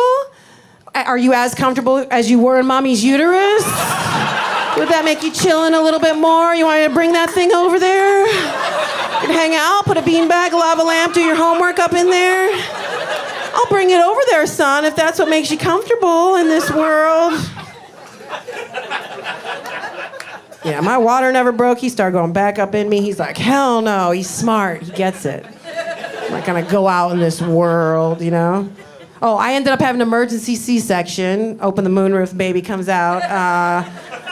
And I should have known, you know? I don't know what I was thinking. Like, of course it was gonna end up like that because my son's a genius, right? He's gonna be a genius. That's a big skull. It's a big brain to hold his big brain. And then my pelvis, the birth canal, I have a tight pussy, so that's a recipe for disaster, you know? His big skull, my tight pussy, ba-banga, ba-banga. Like, ugh. What was I thinking? It's like I forgot. Just walk around everyday life like all modest, like forgetting it. I should be using that to my advantage, you know? They're like, we're boarding military, diamond elite. Tight pussy coming through. Make way. 15 items or less. I know I have 16 items, but I do have a tight pussy. Can that... Obviously, that was a joke for shock value, you know? Like, you didn't think I was gonna say it, and then I say it, because I don't believe, like, it's very patriarchal. Who's that for? I mean, I do have a tight pussy, but I'm just saying, like, it's very porny, you know? It's like, fuck me. Like, I'm not about that. I'm all, like, give it up for the loose pussies is what I'm saying. All kinds of pussies. Give it up for the Chicago adjacent pussies. Give it up for the green water on St. Patrick's Day pussies. Give it up for that deep dish pussy. What's up? You know, because that's a magical thing if a baby can come through there. Also, you have a loose pussy. You're just, you know, you can hold things up there. Like, oh yeah, I can hold your keys. Yeah, no problem. Oh, you need a bottle of water? Got you. There you go. You like room temp, right? Body temp, okay. You need a Kleenex? Got you. It's a little bit damp already. Okay, that, you know, too much, but is it? I don't know. All women comedians talk about is there... Yeah, listen, okay? Listen to it. It's important. It gives life, okay? It gives life. So, let's see. He's 13, middle school. His first year of middle school was during the pandemic. So he had to do, you guys had the pandemic here, right? Yeah. Total lockdown. Like, he had to go to Zoom school. So he just woke up in bed, right on his laptop, and then gaming for lunch, YouTube for dinner, TikTok put him to bed. But we're close. We have heart-to-hearts. I just log on to TikTok Live, and I wait for him to log on. I love you. He's like, Mom. I'm like, come on, we both need the numbers. I love you. But what's kind of weird about a Zoom year and him starting a new school, starting middle school, I didn't know who he was talking to. He's just in there. Everything's online, right? He did not leave his room. I was like, this is the best time I've ever had being a mom. This is incredible. You know, I didn't know what to do. I would just knock on the, like, get some sunlight, stand by the window.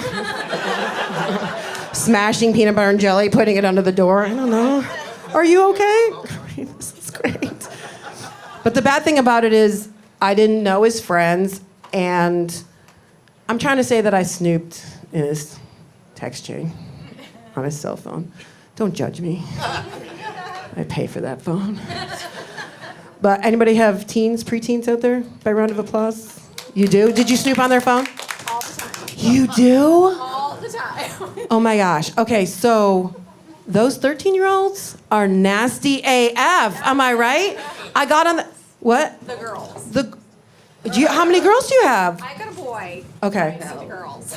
Yeah, okay, so they're all nasty, all genders of 13-year-olds. I get on that text chain, the guys are like, my cock and balls, like, you pulling numbers? Excuse me? What's up, G? What's up, cuh? You chasing that bag? Nah, that was sus. No cap. No cap, though. I'm like, what the hell is going on? They're talking like thugs. They're overly sexual. Like, are you guys running drugs? What's happening? This is crazy. Oh, and then one kid goes, hey, daddy. He called himself daddy, like, hey, I'm your daddy. And then another kid the next day was like, aye, poppy. Like, aye, poppy. I'm pretty sure you're all white kids that go to Catholic school. Like, there's no poppy on this text chain. What is happening? But it made me nervous, because I'm like, who are these kids? The first day of in-person school, my heart was beating. I thought, I'm gonna have to give it to little Brandon, he's gonna get a pop. When I see these thugs, criminals, we drive up in-person school. The first time I catch a glimpse of them in the flesh physically, they're all like, meh.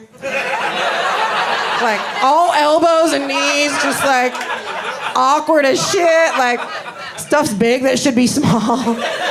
Stuff's small that should be bigger. Just like uncomfortable as shit in their bodies. Like they don't know what they're doing. I was like, whew, that is what middle school should be like. They're just accelerated with the thumbs and the language, right? They gotta like catch up to themselves. Every generation has its curse. Oh, and then I got a email from Pornhub. Excuse me? This guy, you don't know your Apple ID is my Apple ID? No, he didn't know because I got a second email from Pornhub. I was like, you gotta be kidding me. I called him downstairs. I said, hey, were you and your friends trying to look at porn? No. I said, well, if you were to come across any porn, I just want you to know it's not like sex in real life. Okay, here's what my son Don says. He goes, I know, Mom. I also know that watching too much porn gives you brain damage. I said, who told you that? I saw it on TikTok. Okay. So thank you, TikTok, for parenting my child in a way I could have never imagined. Please don't let the government take our TikTok away. Oh, then I checked his TikTok. May I share with you what he changed his TikTok name to? Please do. He changed it to... So polite.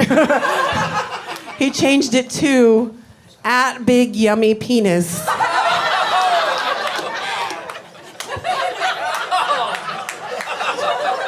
She goes, no. @BigYummyPenis. I mean, it's a good name. I'm surprised it wasn't taken yet. Because it wasn't @BigYummyPenis269, you know what I mean? It was straight up @BigYummyPenis. The first thing I thought was like, dude, how do you know? Who told you? Your sheets? What's up? Hey!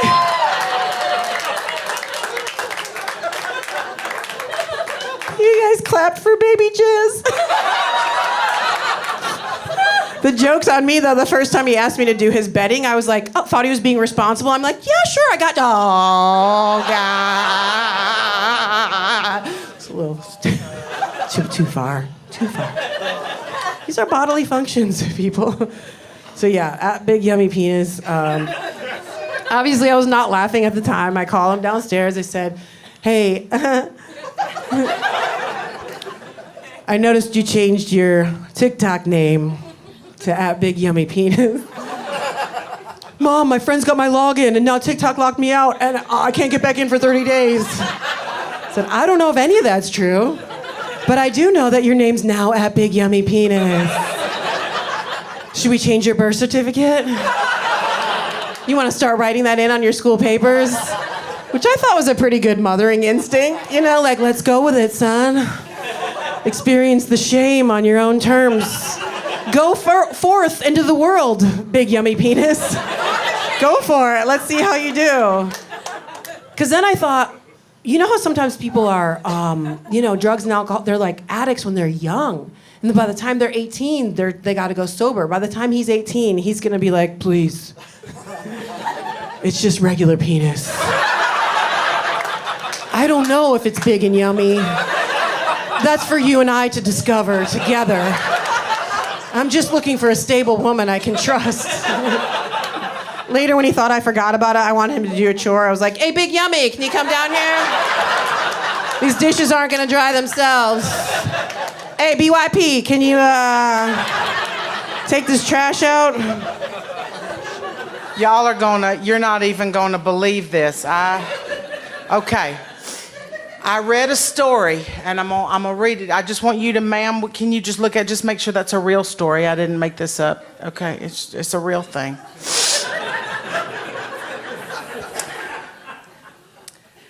FBI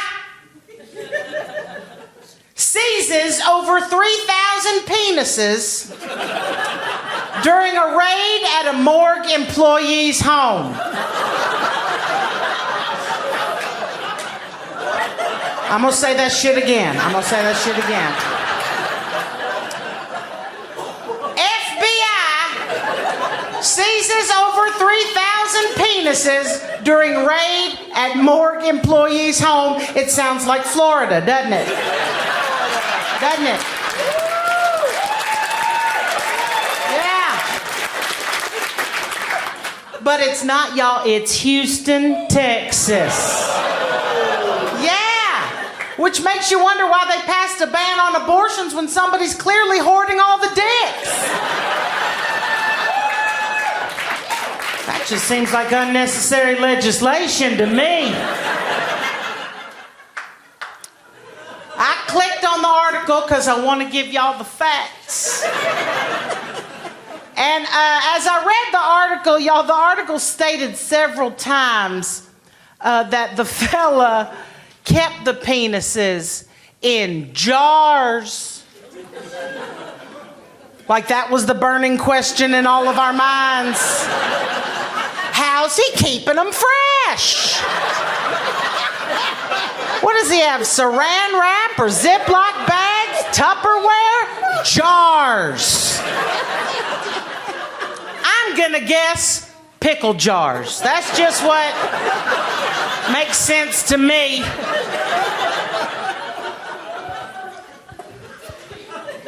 Because as I kept reading it, I kept thinking to myself, if I were to collect some part of a man, and I think we can all tell by this haircut, that's never gonna fucking happen.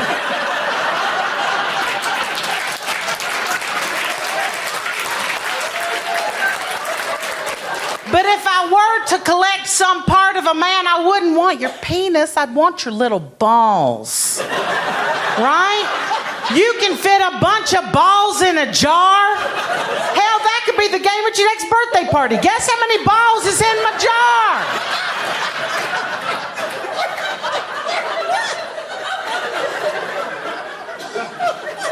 Because I'm from the South, y'all. I know you can hear it in my voice. I'm from the South, and men in the South are very connected to their balls. It's a very important part of their life. I'll give you an example. I was talking to my brother the other day. I told him I was going to do some gigs in Hawaii. My brother says, Hawaii? Shit, girl. I'd give my left nut for that. You've heard men say that, right? They give their left nut for that. Is that a currency somewhere? Is there someplace just accepting left nuts for goods? Because it's always their left nut. They always want to part. Y'all never want to get rid of that right nut, do you? No. And I think your nuts hear that. That's what I believe. I believe your nuts hear it. I have a little theory. I'm going to test it out. Ma'am, is this your husband? Yes? All right. So you've seen this nut. Okay. So here's my theory. Here's what I think. I think his right nut is probably swinging low, right? It's got some swagger. It's got some confidence. It knows it's not going anywhere, right? But his little left nut is like scared up in the corner, right? Because it knows if this asshole wants anything bad enough, he's just gonna clip him loose. So here's what I suggest. Later on, when y'all are having your special time, just very gently with your left hand, just go right to it, right? Just give a little bounce at first, a little bounce. And then just gently, just start to kind of pull it down, right? And let it know it's okay to come down and join his brother, right? And later on, sir, when you're getting your nuts tugged, you remember Jen Kober did that for you. You're welcome. You're welcome.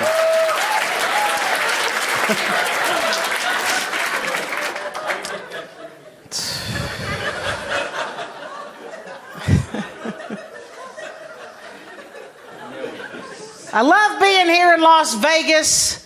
I have been eating my way through this town for 3 days.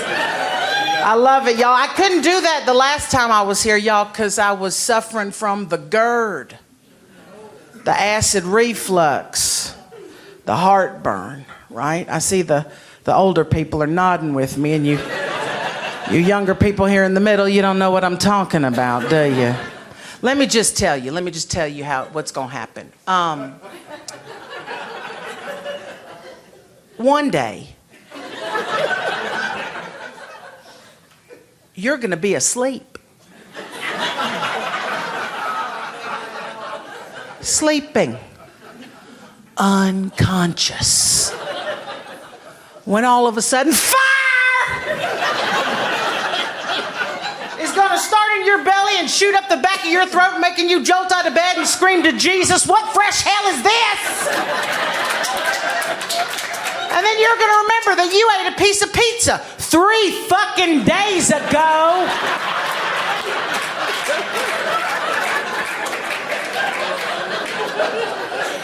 And the tomatoes are now attacking your system. Lucky for me, it's a very easy fix. You just take a pill every day, right? I take the pill every day. I'm right back on the sauce. Marinara, that's right, man, that's right. Love it.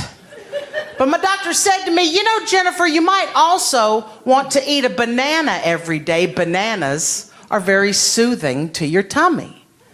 And I'm sure you can tell by my necktie, I'm not a lady who enjoys bananas.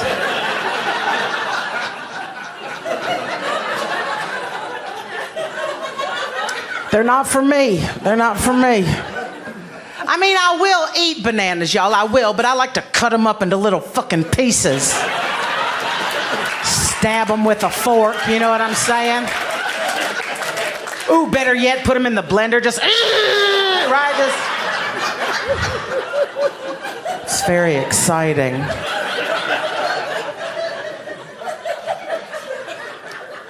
The real reason I don't like bananas, y'all, is because I hate flies. I don't use that word very often, but I do. I hate them. I hate flies. I hate them so much that I bought an electronic tennis racket, right, to kill. Y'all, I love to go in that kitchen first thing in the morning, flip those lights on real fast, and just rat-a-ta-ta-ta-ta-ta!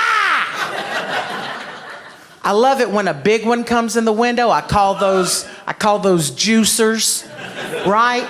Because they'll stick to that screen and sizzle for a little minute. Y'all, there is nothing like the smell of burnt fly in the morning. It's wonderful. It's wonderful. I don't even keep bananas in my house, really, because I have a trash can with a lid on it. And you know, if you put a banana peel in a trash can with a lid on it, it's going to smell like banana for the rest of your damn life. So I don't even keep bananas in my house. What I do is I walk down to the little fruit stand. I live right on the beach, and there's a little fruit stand. I'm on TV. And it's beautiful. I just go right down to the little fruit stand, and I buy a banana. I buy a banana every day and I eat the banana on my way home and I throw the peel into somebody else's trash can, right? Because fuck them, right? I don't know them. They're nobody to me. Nobody to me. So the other morning I show up at the fruit stand and the little fella who's there every morning says to me, "Why you only buy one banana at a time? You could buy 2, 3, whole bunch of banana. But every morning, one banana, one banana, one banana. You could sleep late." So I felt triggered. But I did think to myself, I would like to sleep later in the morning. Maybe what I'll do today is I'll buy 2 bananas. I'll eat one on the way home, and then I'll just have the other banana for tomorrow. What can go wrong in one night with one banana? So I buy 2 bananas. I eat one on the way home. I throw the peel into somebody else's trash can because fuck them. That's right. I'm glad somebody's paying attention here. It's okay, sir. You're okay. So I get back home and I've just got my one banana. I wake up the next morning and the banana's right there on the counter. My housekeeper put it on the counter. I have a housekeeper. I'm on TV. And she put the banana right there on the counter for me. So when I woke up the next morning, I go into the kitchen, I flip on the lights, and there are flies all over this banana. Y'all, do you understand this banana is still sealed by the Lord? No one's opened this banana. Where are all the flies coming from? So I did the only thing I could do. I peeled that banana, I chopped it up, I ate it real fast, I put the peel into the bag, I tied it off, and now I'm taking this bag out of my house. It's not even staying in my house. I go down the back steps to the alley where the dumpster is. I put the bag in the dumpster. And as soon as I start looking all over the alley, y'all, all over the ground in the alley, there are little fun-sized candy bars. Just scattered.